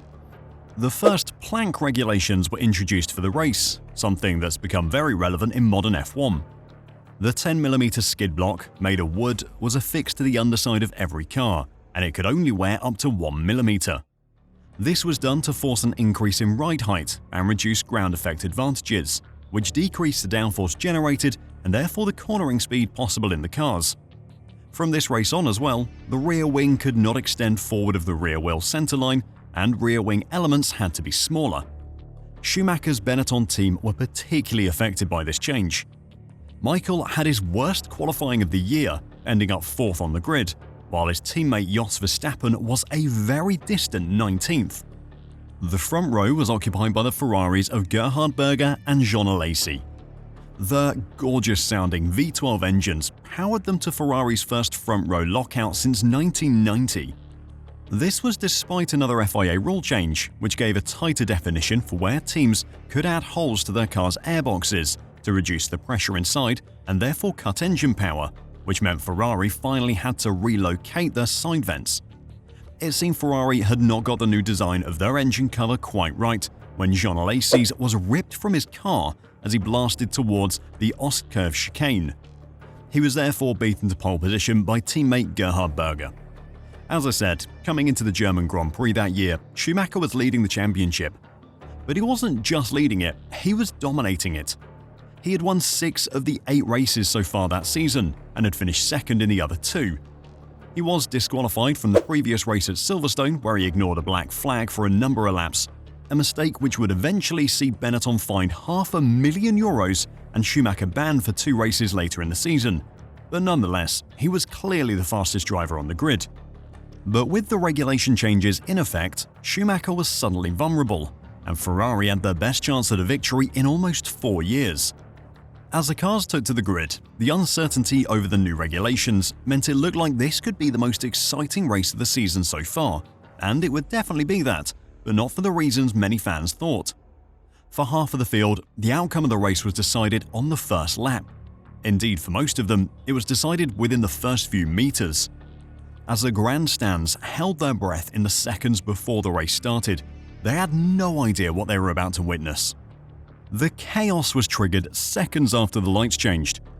Andrea De Cesaris, starting 18th on the grid, tangled with Michele Alboreto, who had started 23rd, sending Andrea Sauber left onto the grass and the Minardi of Michele into the pit wall, against which it pinned Alessandro Zanardi's Lotus. Andrea De Cesaris would collect Pierluigi Martini on his way off the track. That was 4 of the backmarkers gone, but ahead of them, the madness was far from over. As the rest of the field approached the first corner, Mika Häkkinen, who was almost ahead of David Coulthard on the inside, tried to open up the first corner for himself, but misjudged where the Williams driver was and the pair collided. Häkkinen's McLaren spun itself on the right front tyre of Coulthard's Williams and skidded in front of the field, and several of his rivals were taken out as they braked to avoid him, including Heinz-Harald Frentzen, Mark Blundell, and the Jordans of Eddie Irvine and Rubens Barrichello.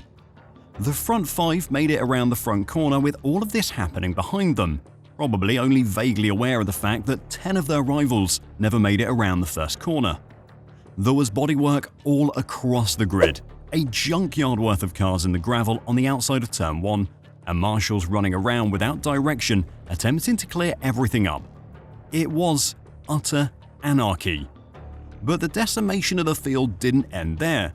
Jean Alesi's new Ferrari 043 engine cried enough as the remaining cars headed into the forest for the first time, taking the total first lap casualties to 11.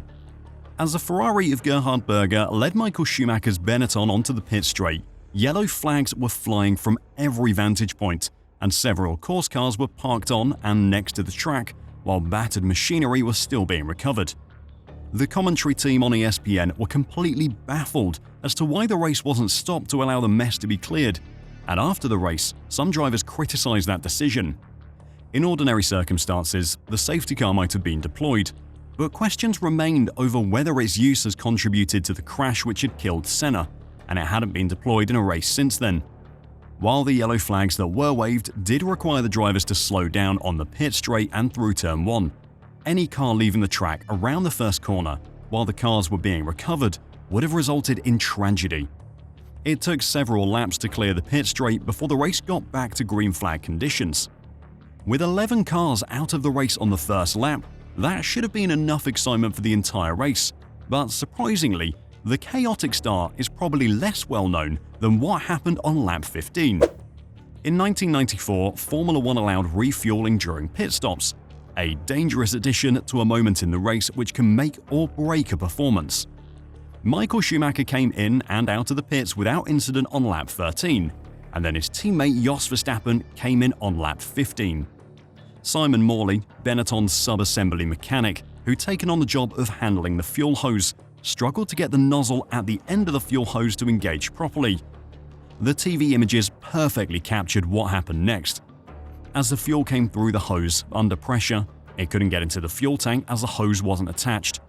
Instead, it sprayed onto the side of Verstappen's Benetton and splashed all over the pit crew, the car, and Verstappen in the cockpit. The fuel was quickly shut off, but not before the damage was done. It only took a couple of seconds for the fuel to ignite on the hot car, engulfing Jos, the pit crew, and the car in a fireball in the pit lane. Quick-thinking crewmen discharged their fire extinguishers on the blaze, which had been fed by up to 6 liters of fuel, and within seconds the worst of it was out. Some mechanics had jumped clear of the car, their uniforms ablaze, and were aided by members of other teams. The worst injuries were to Morley and Verstappen, as burning petrol had seeped inside their protective headgear, but the consequences could easily have been worse. While Verstappen's incident was visually spectacular, a crash the year before was arguably the most impressive ever from a visual standpoint. Obviously, you would never include a crash that a driver was injured in such a discussion, but luckily for us and the driver in question, the subject of this next incident walked away completely fine, and in fact, managed to finish the race, though not in the manner you may expect. In 1993, Formula One was at the climax of an era of incredible technological advancement. The explosion of electronic and computer-controlled systems in the cars had completely caught the FIA off guard, and as a result, the machines of the time were incomprehensibly complex and advanced compared to what you saw on the road. No car highlighted this better than the Williams FW15C, which was a marvel of modern engineering, created by Patrick Head and the emerging superstar of vehicle design, Adrian Newey. Together, the two of them leveraged an incredible budget to create a car which was basically unbeatable.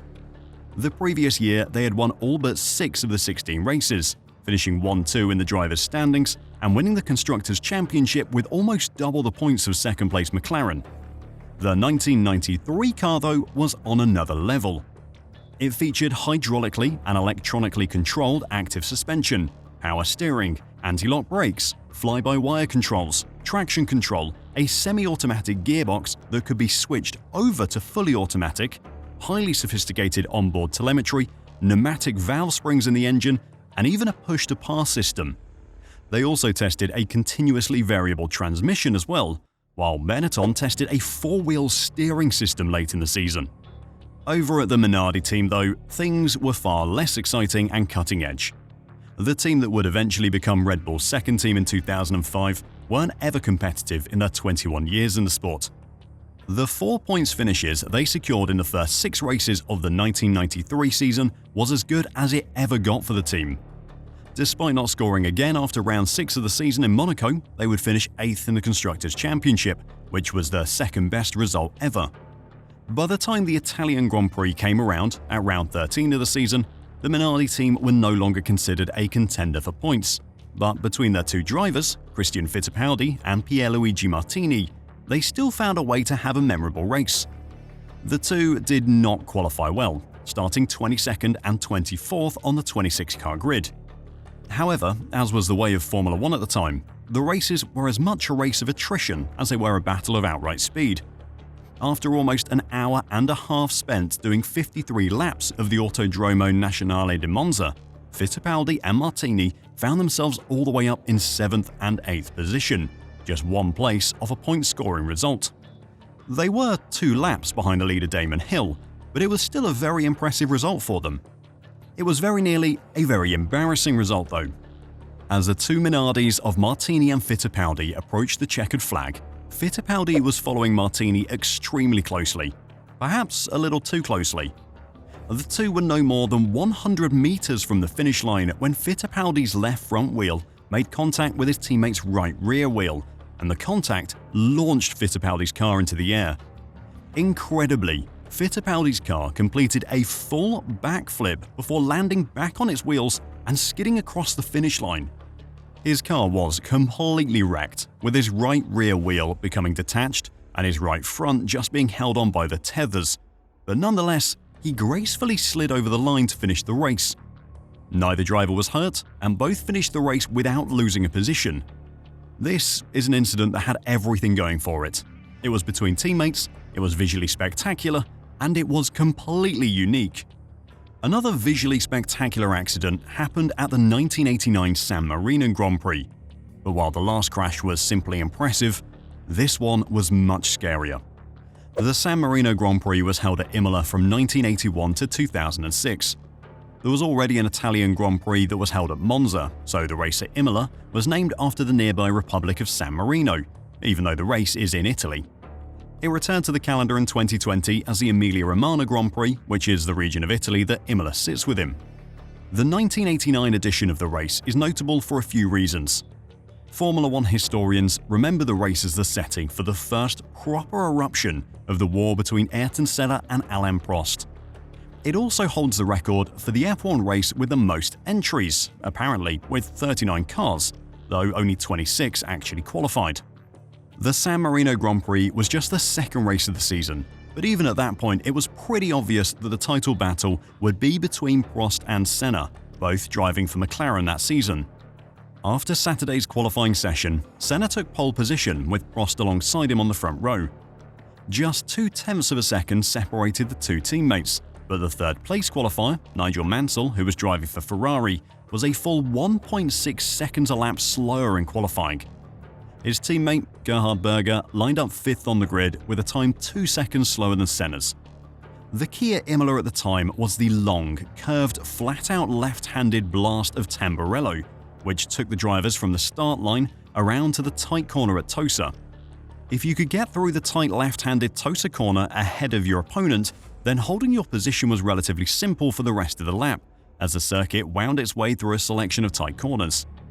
Senna and Prost proved this perfectly, as they made it to Tosa first and from there started to build a gap to the third-placed Nigel Mansell. It was a relatively event-free first few laps by the standards of Formula One in the late 80s. 2 retirements for electrical problems and a spin for the March driver Ivan Capelli meant 23 cars were still circulating by lap 4. By that point, the McLarens of Prost and Senna were already well clear, and the rest of the 21 cars remaining were just fighting for third place. One of those cars was a Ferrari of Gerhard Berger, who was still where he started in 5th position. The Tamburello corner at the time was so flat out and seemingly simple that the commentary team of James Hunt and Murray Walker didn't even refer to it as a corner, calling Tosa the first corner instead. It should have been a relatively simple corner then, but for Berger on lap 4, disaster would strike. Something broke in his car, and he went straight on at Tamburello instead of sweeping to the left, plowing into a concrete wall at roughly 180 miles an hour. Shedding pieces and bouncing wheels across the busy track, what was left spun along the concrete wall and finally came to a rest under a giant advertising hoarding. Having finally stopped moving, the car exploded into flames. The pictures were horrifying, and concern immediately turned to Berger, who was trapped within the burning car. Thankfully, marshals were on the scene quickly, and within 20 seconds the blaze was fully extinguished. The race was sensibly red-flagged while Berger was extracted from the car and taken by helicopter to the hospital in Bologna. Incredibly, despite the terrifyingly high speed the crash happened at and the blaze that enveloped him, Berger got away relatively unscathed. A few second-degree burns and some broken ribs forced him to sit out the next race at Monaco, but a month after his accident, he made the grid at the Mexican Grand Prix. It took half an hour for the wreckage of Berger's Ferrari to be cleared away and for the track to be cleared for the restart. The rest of the race was relatively event-free, though the Italian fans who lined the circuit did have a disappointing day, as a second Ferrari, driven by Nigel Mansell, eventually retired with a gearbox problem. You might be wondering why this race, in which little happened apart from the Berger crash, is seen as the start of the Senna vs Prost rivalry that would define the sport in the years to come. Well, on the podium, the atmosphere seems subdued, despite McLaren's dominant 1-2 victory. They won the race by a whole lap over the third-place Benetton. Once Senna had eventually worked the cork in his champagne loose, a token spray at Prost, who raised his hands in a no-thanks gesture, was all the celebration there was. Prost said later that McLaren had a pre-race agreement that whoever led into the first turn should stay there, which was ironically suggested by Senna. In Prost's view, Senna had broken this agreement by passing him partway round the first lap after the restart. It wouldn't make a difference in the end, as Senna went on to lose the championship to Prost after a number of retirements and a disqualification at the penultimate race in Japan spoiled his season. Heading further back in time, we'll finish our tour of the big and ridiculous with a look back at the 1973 British Grand Prix, held on the fast and uncompromising perimeter track. It was a layout very similar to the modern-day Thruxton circuit, also an ex-RAF base from World War II. Long straights and sweeping high-speed corners were punctuated by just a couple of braking zones to keep the driver's left feet lively. Jackie Stewart would arrive in Northamptonshire, leading the championship by the narrowest of margins in his Tyrrell. He was only 1 point ahead of reigning world champion Emerson Fittipaldi in the iconic and beautiful Lotus 72. It was Fittipaldi's teammate, though, who was to grab the attention in practice. Arguably the defining image of 1970s Formula One is Ronnie Peterson in a beautifully held drift blasting around Woodcote Corner. The black and gold JPS Lotus, with its tail hanging out and Peterson's head cocked to one side as he delicately holds the savage beast under control, is an iconic picture. The incredibly talented and quick Swede was mesmeric to watch all through his career, and nowhere more so than during the British Grand Prix of 1973. Pole was his, whilst his world champion teammate could only manage 5th on the grid, nearly half a second off the pace. Further back sat the young South African Jody Scheckter in a McLaren. Only 4 race starts into his F1 career, no one could have known that Scheckter would become the first African driver to win an F1 World Championship, and that over 50 years later, he would remain the only African driver to have won an F1 Championship and the only one to have won a race. Despite his very short career, Scheckter was already making a name for himself, though not in a good way. At the previous race in France, he had been fighting for the race lead against Emerson Fittipaldi. After a strong start, Jody took the lead and actually led the race for 42 laps before being hit from behind by Fittipaldi while trying to get past a backmarker. Fittipaldi, in the wake of their coming together, was scathing in his comments about Jody's driving. "This madman is a menace to himself and everybody else and does not belong in Formula One," he told the press ahead of the British Grand Prix. The race started relatively cleanly, and as the field came toward the end of the first lap, Jackie Stewart led from Ronnie Peterson, followed by Carlos Reutemann, and then Denny Hulme, with Scheckter right on his gearbox. As the pack streamed through Woodcote, the final corner of the track at the time, Scheckter tried a hugely ambitious move, attempting to pass Hulme around the outside of the fearsomely high-speed corner.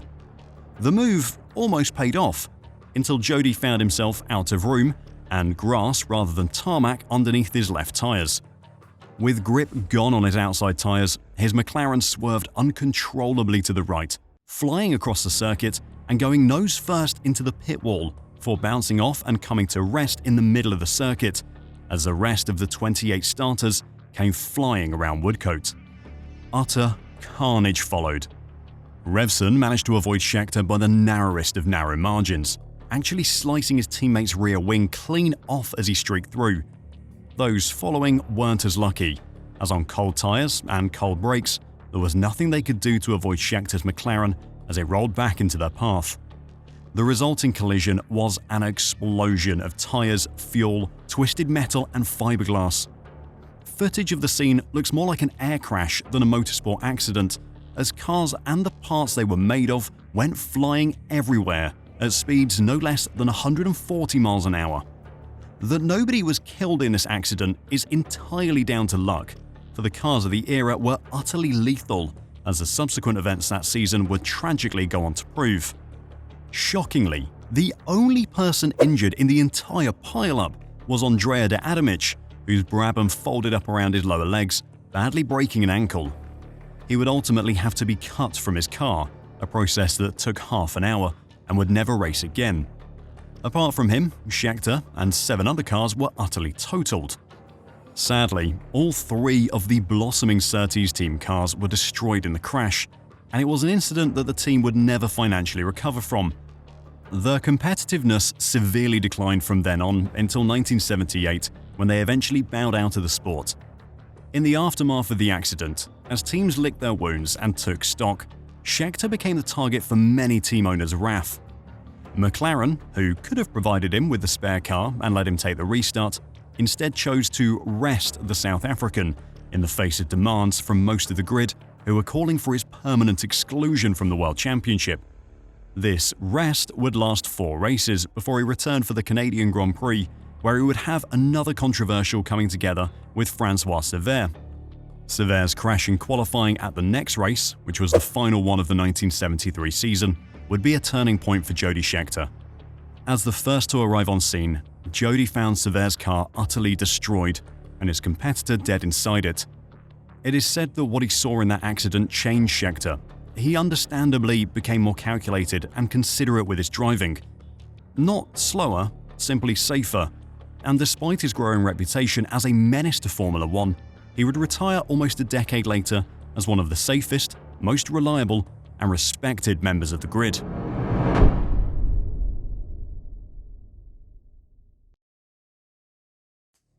Sadly, not every accident that's happened in Formula One can be looked back upon in the same way we did in the last section. Formula One has a long history of tragedy, and in no era was the safety worse than during the first 2 decades of the sport's existence. The series officially started in 1950, but motor racing with similar cars to those used in the 1950s had been ongoing since before the Second World War. Post-Second World War, Formula One was officially defined, as in the rules around what cars could be used were implemented, but the actual championship first began in 1950. Reports from the time gave a clear picture of what the attitude to racing and safety were when Formula One's first seasons took place. In post-World War II Europe, attitudes towards safety were very lackadaisical. Having survived the horrors of the war, whether that was Nazi rule on the mainland or the destruction that the Blitz bombing of Britain did and the following invasion of the Nazi-controlled territories, the dangers of motor racing seemed insignificant. Through a modern lens, Formula One in the 50s looks insane, with no seatbelts, no safety clothing, and spectators lining the course like they were watching a cycling race. The dangers seem so obvious, but to the participants and spectators of the time, that was just part and parcel of motorsport. Parts thrown from cars sometimes hit the crowd, but that was just something that happened. Drivers risked their lives by heading out on course, but it was no worse than what they'd faced in the war, and it was a risk they were willing to take. The combination of almost no safety considerations for drivers or spectators was a recipe for disaster, and no race highlighted that better than the 1961 Italian Grand Prix. The race was held at the Monza circuit, and surprisingly, changes had actually been made to the circuit for that year to make it safer. In 1960, a group of British teams boycotted the race in protest at the use of the banking. For 1961, engine capacities were cut to 1.5 litres, speeds fell, and while the teams still objected to the banking, they agreed to race on it once more. The race organisers made one concession, reducing the distance from 50 laps to 43. Even so, at 430 kilometres or 267 miles, this was roughly a third longer than a modern F1 race is. Remember, at the time, the biggest challenge to an F1 team was reliability, and often just finishing the race was worthy of a celebration. The first half of the lap took the drivers around the circuit as we know it today, albeit without the chicanes.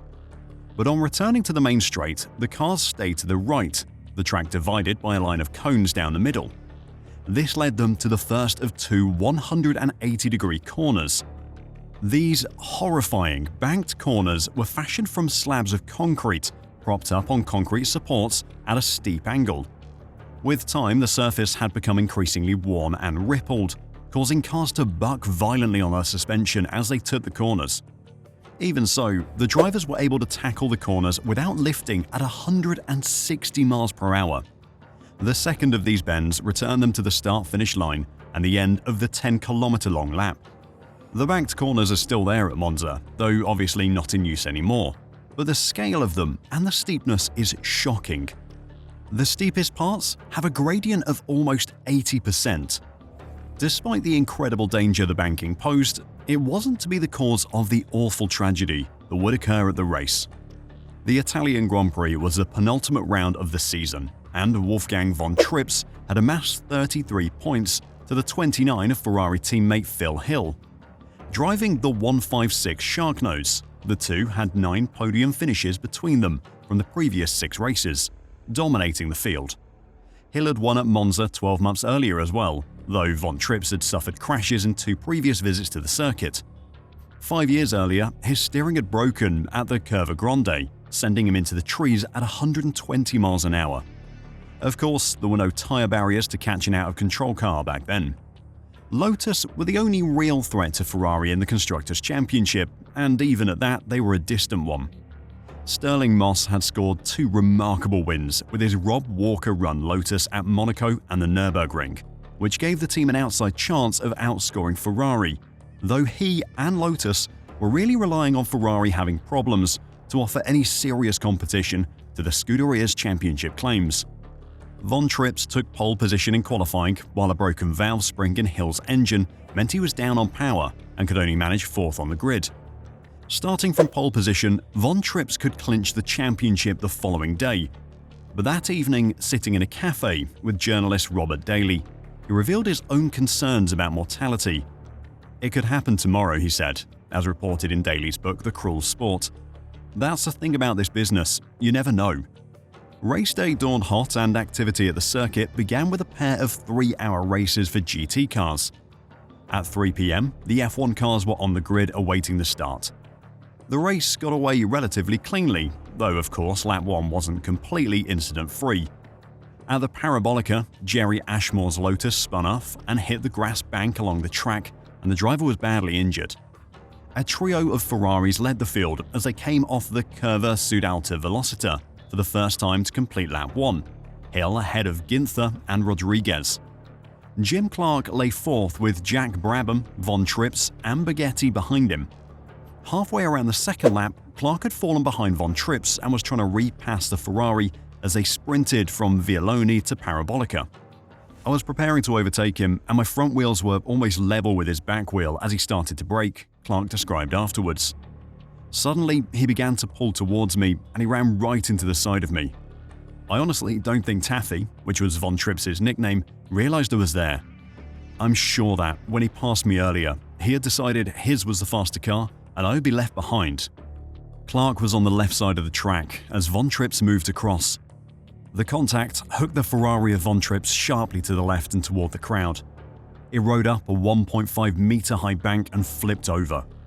With only a chain fence between the spectators and the track, there was nothing to separate the fans from the out-of-control car. The car slammed through the lines of spectators before tumbling back down the bank and into the middle of the track. The cars behind all managed to brake and avoid Von Trips' car, but sadly, the damage was already done. Von Trips was thrown from his car and killed. 11 spectators died at the scene, and 4 others succumbed to their injuries over the following days. It was an awful tragedy. Drivers accepted the risks involved in the sport and had some control over them, but for spectators to die in the accident as well, it was a dark moment for the sport. Only those close to the accident knew the full extent of what had just happened. Many, including the circuit commentators, remained unaware of the scale of the crash. Phil Hill, still leading the race, could tell from his pit signals that Von Trips was out, but had no idea of the extent of the carnage. Despite the awful loss of life, the race continued. Allegedly, the decision to continue the race was made to avoid the audience going home en masse, jamming the roads around the circuit and impeding the rescue work for the injured. After 2 hours and 3 minutes of racing, Phil Hill crossed the finish line in first place. The muted response from his team and the expression on the face of Chief Engineer Carlo Schitti told Hill something was wrong. He went through the motions of the prize giving, and with Von Trips dead, Hill's victory had made him world champion, but there was to be no celebration.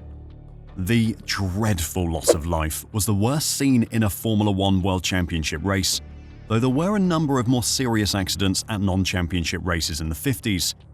In response to the tragedy, Ferrari withdrew their cars from the last round of the championship at Watkins Glen.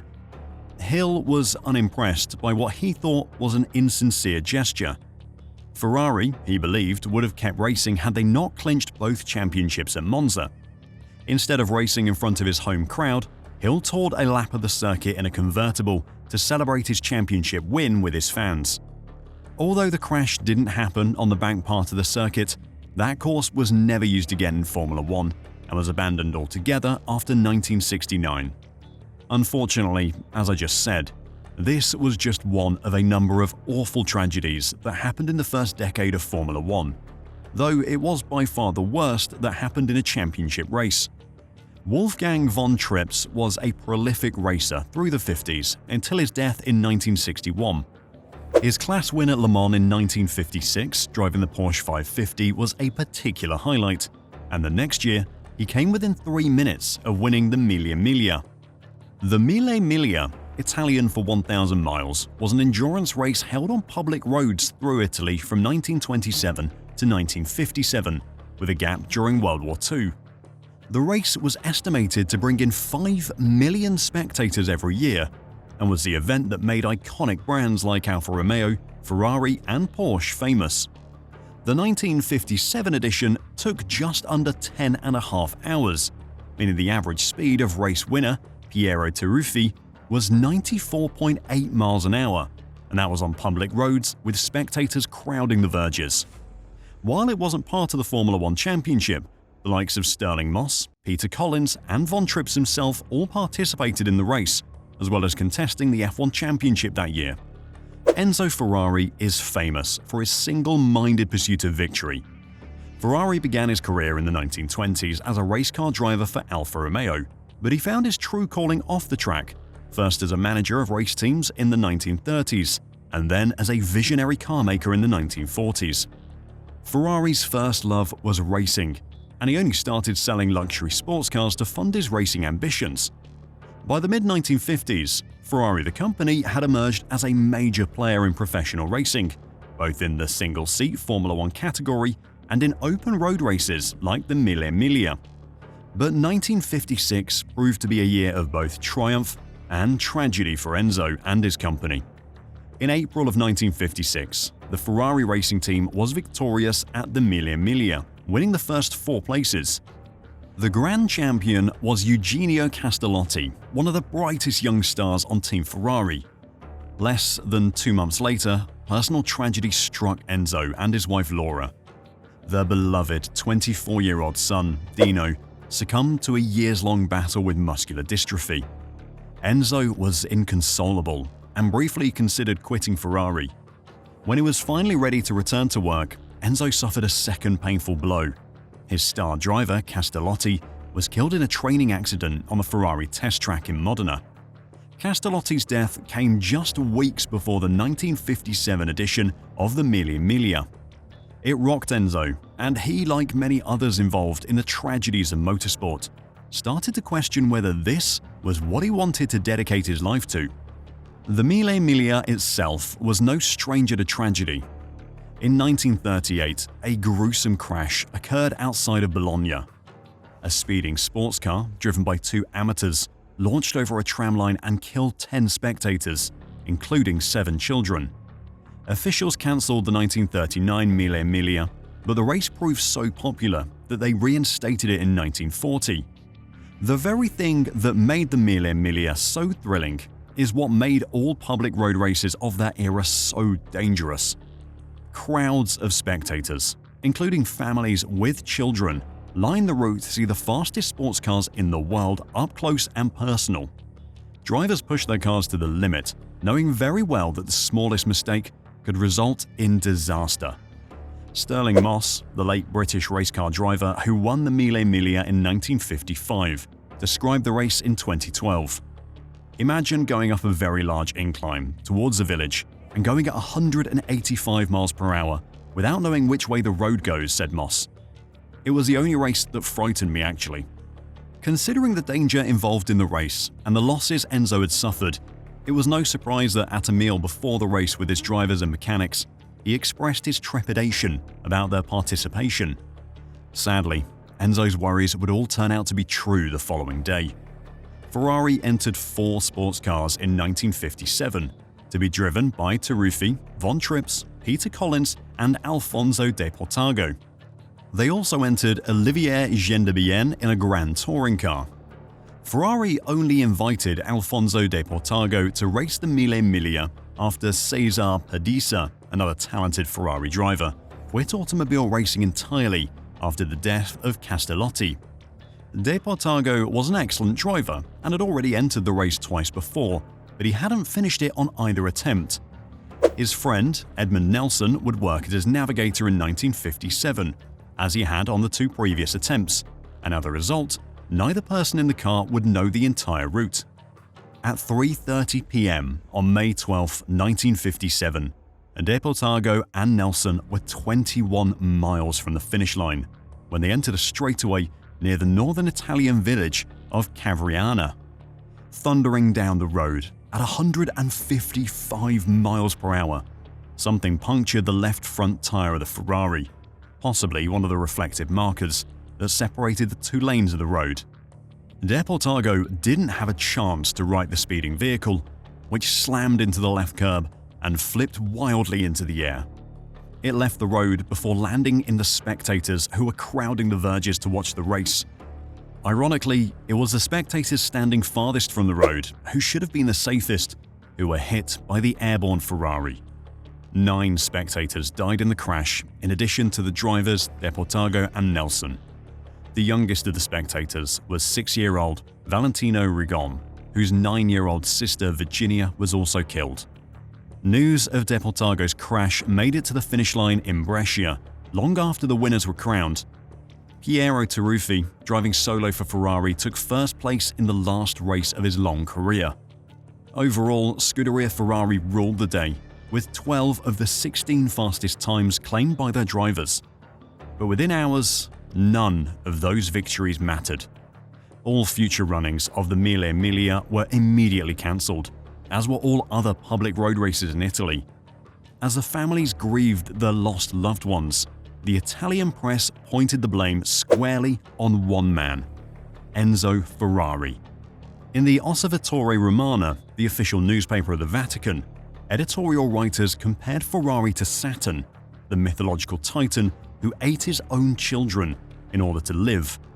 Ferrari was painted as a callous, hyper-competitive tyrant who would sacrifice anything to win, including innocent lives.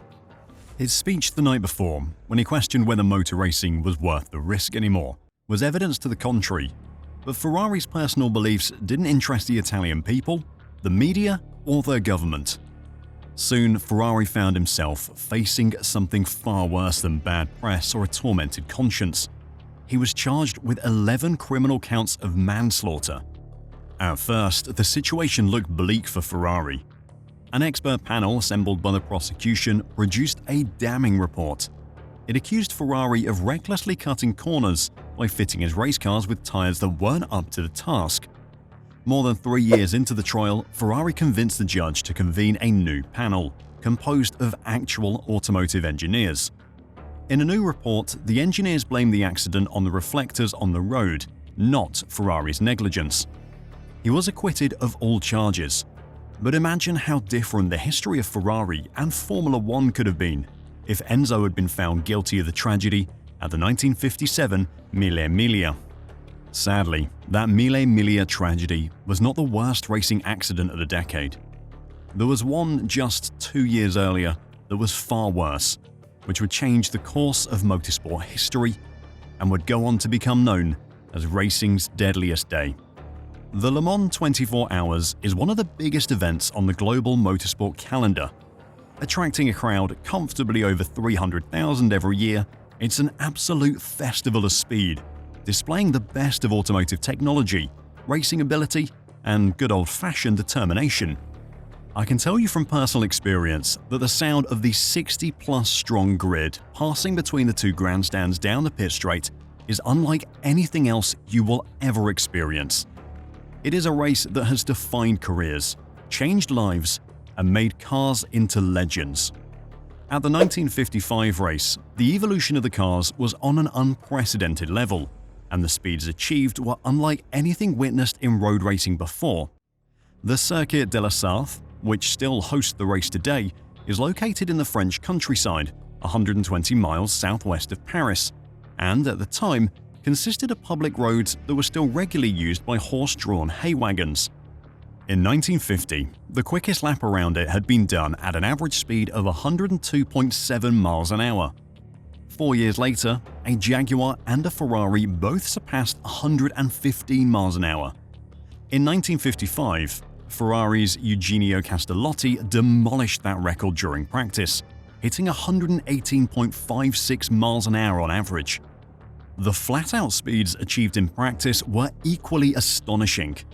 Juan Manuel Fangio, the driver widely agreed to be the world's best at the time and to this day, the driver with the highest win percentage in F1 history, got his Mercedes-Benz 300 SLR up to 181.57 miles an hour on the 3.6-mile Mulsanne Straight.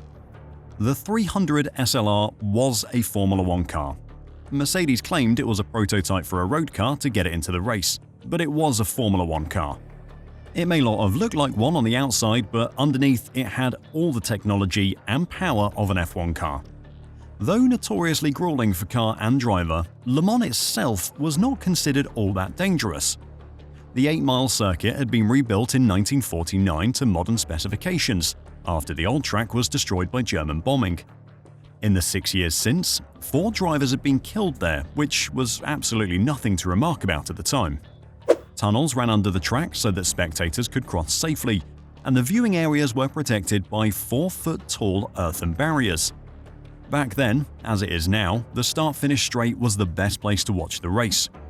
The long straight, which the pit lane sat at the end of, led to some dramatic moments, with cars entering or exiting the pits at very different speeds to those who weren't in the pits. The danger level was increased by the fact that the pits and track weren't separated, simply on opposite sides of the same road. It was a danger that people had pointed out prior to the race, with some calls for changes to be made, but as you know by now, the considerations given to safety at the time were basically non-existent. The dangers of the pit setup were made very obvious on the Wednesday evening test drive, when a DB Panhard entering the pits collided with Sterling Moss's Mercedes.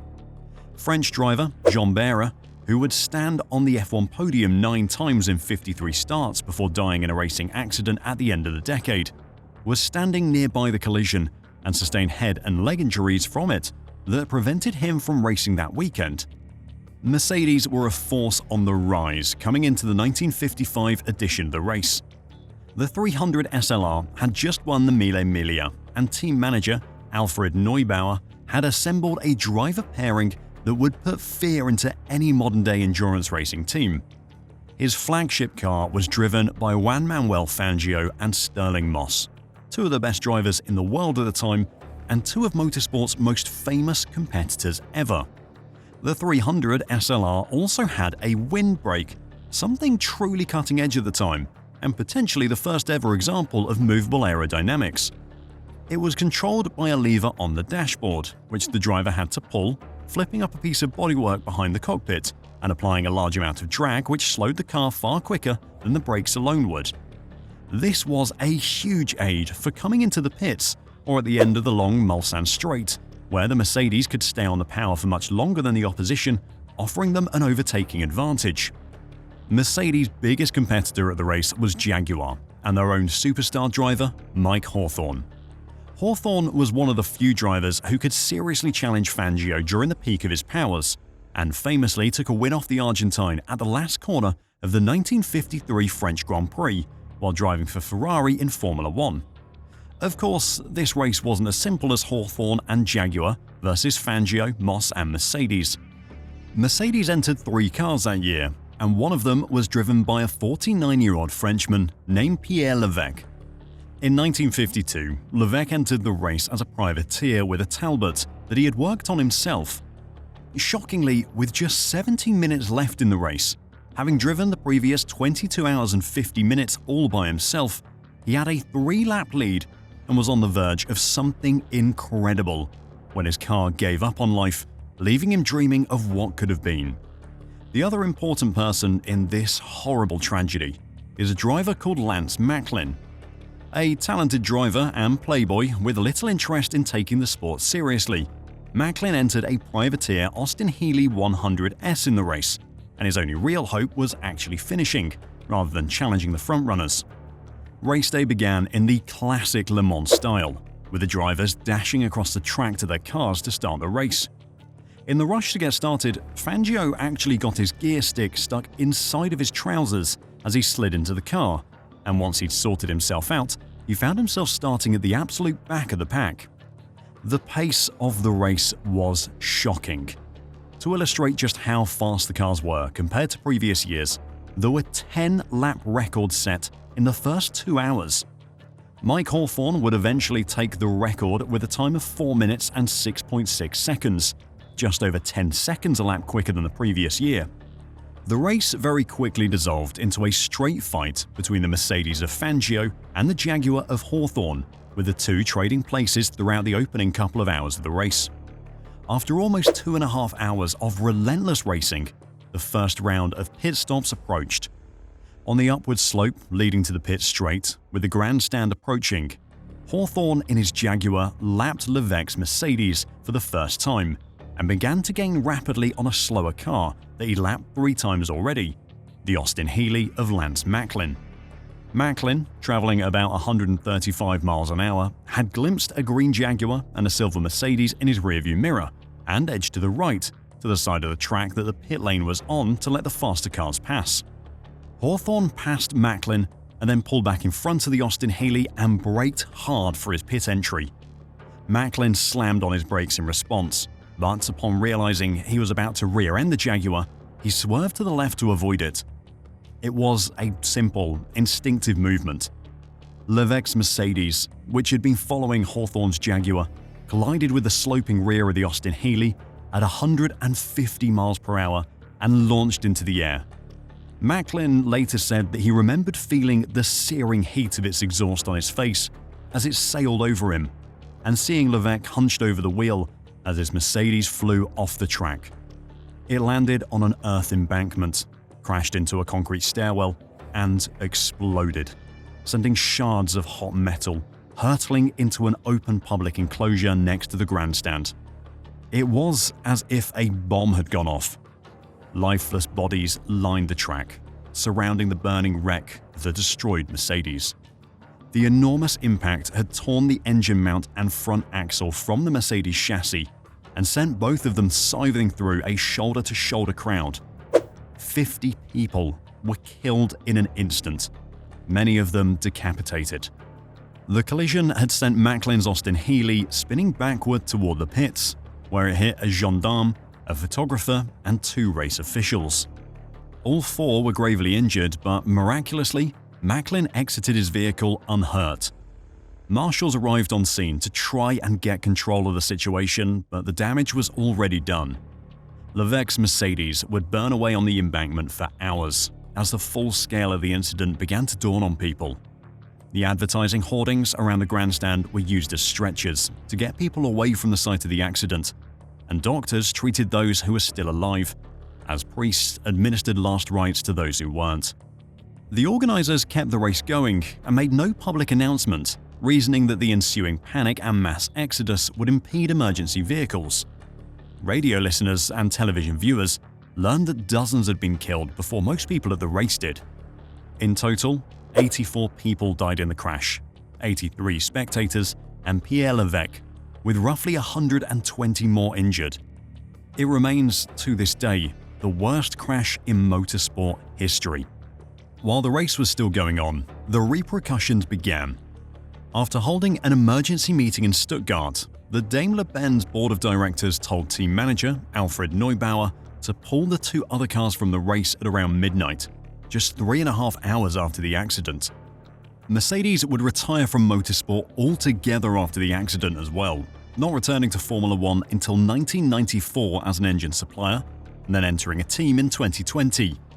AMG would use Mercedes cars to race in sports car series from the late 60s, but at the time they weren't associated with Mercedes-Benz in any official capacity, only becoming a part of the company in 1999.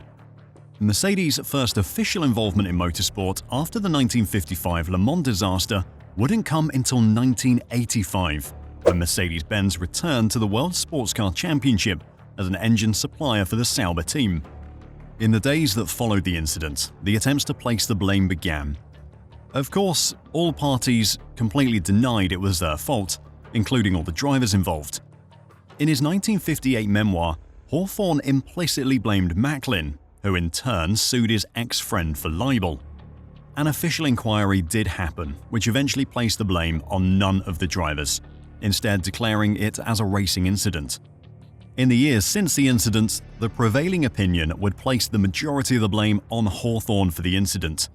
His decision to overtake Macklin and then slam on the brakes to make the pit entry was needlessly reckless and set into motion what would eventually happen. The move saved him a few seconds at best, and in a 24-hour race, it would have made no difference at all if he'd slowed earlier behind Macklin.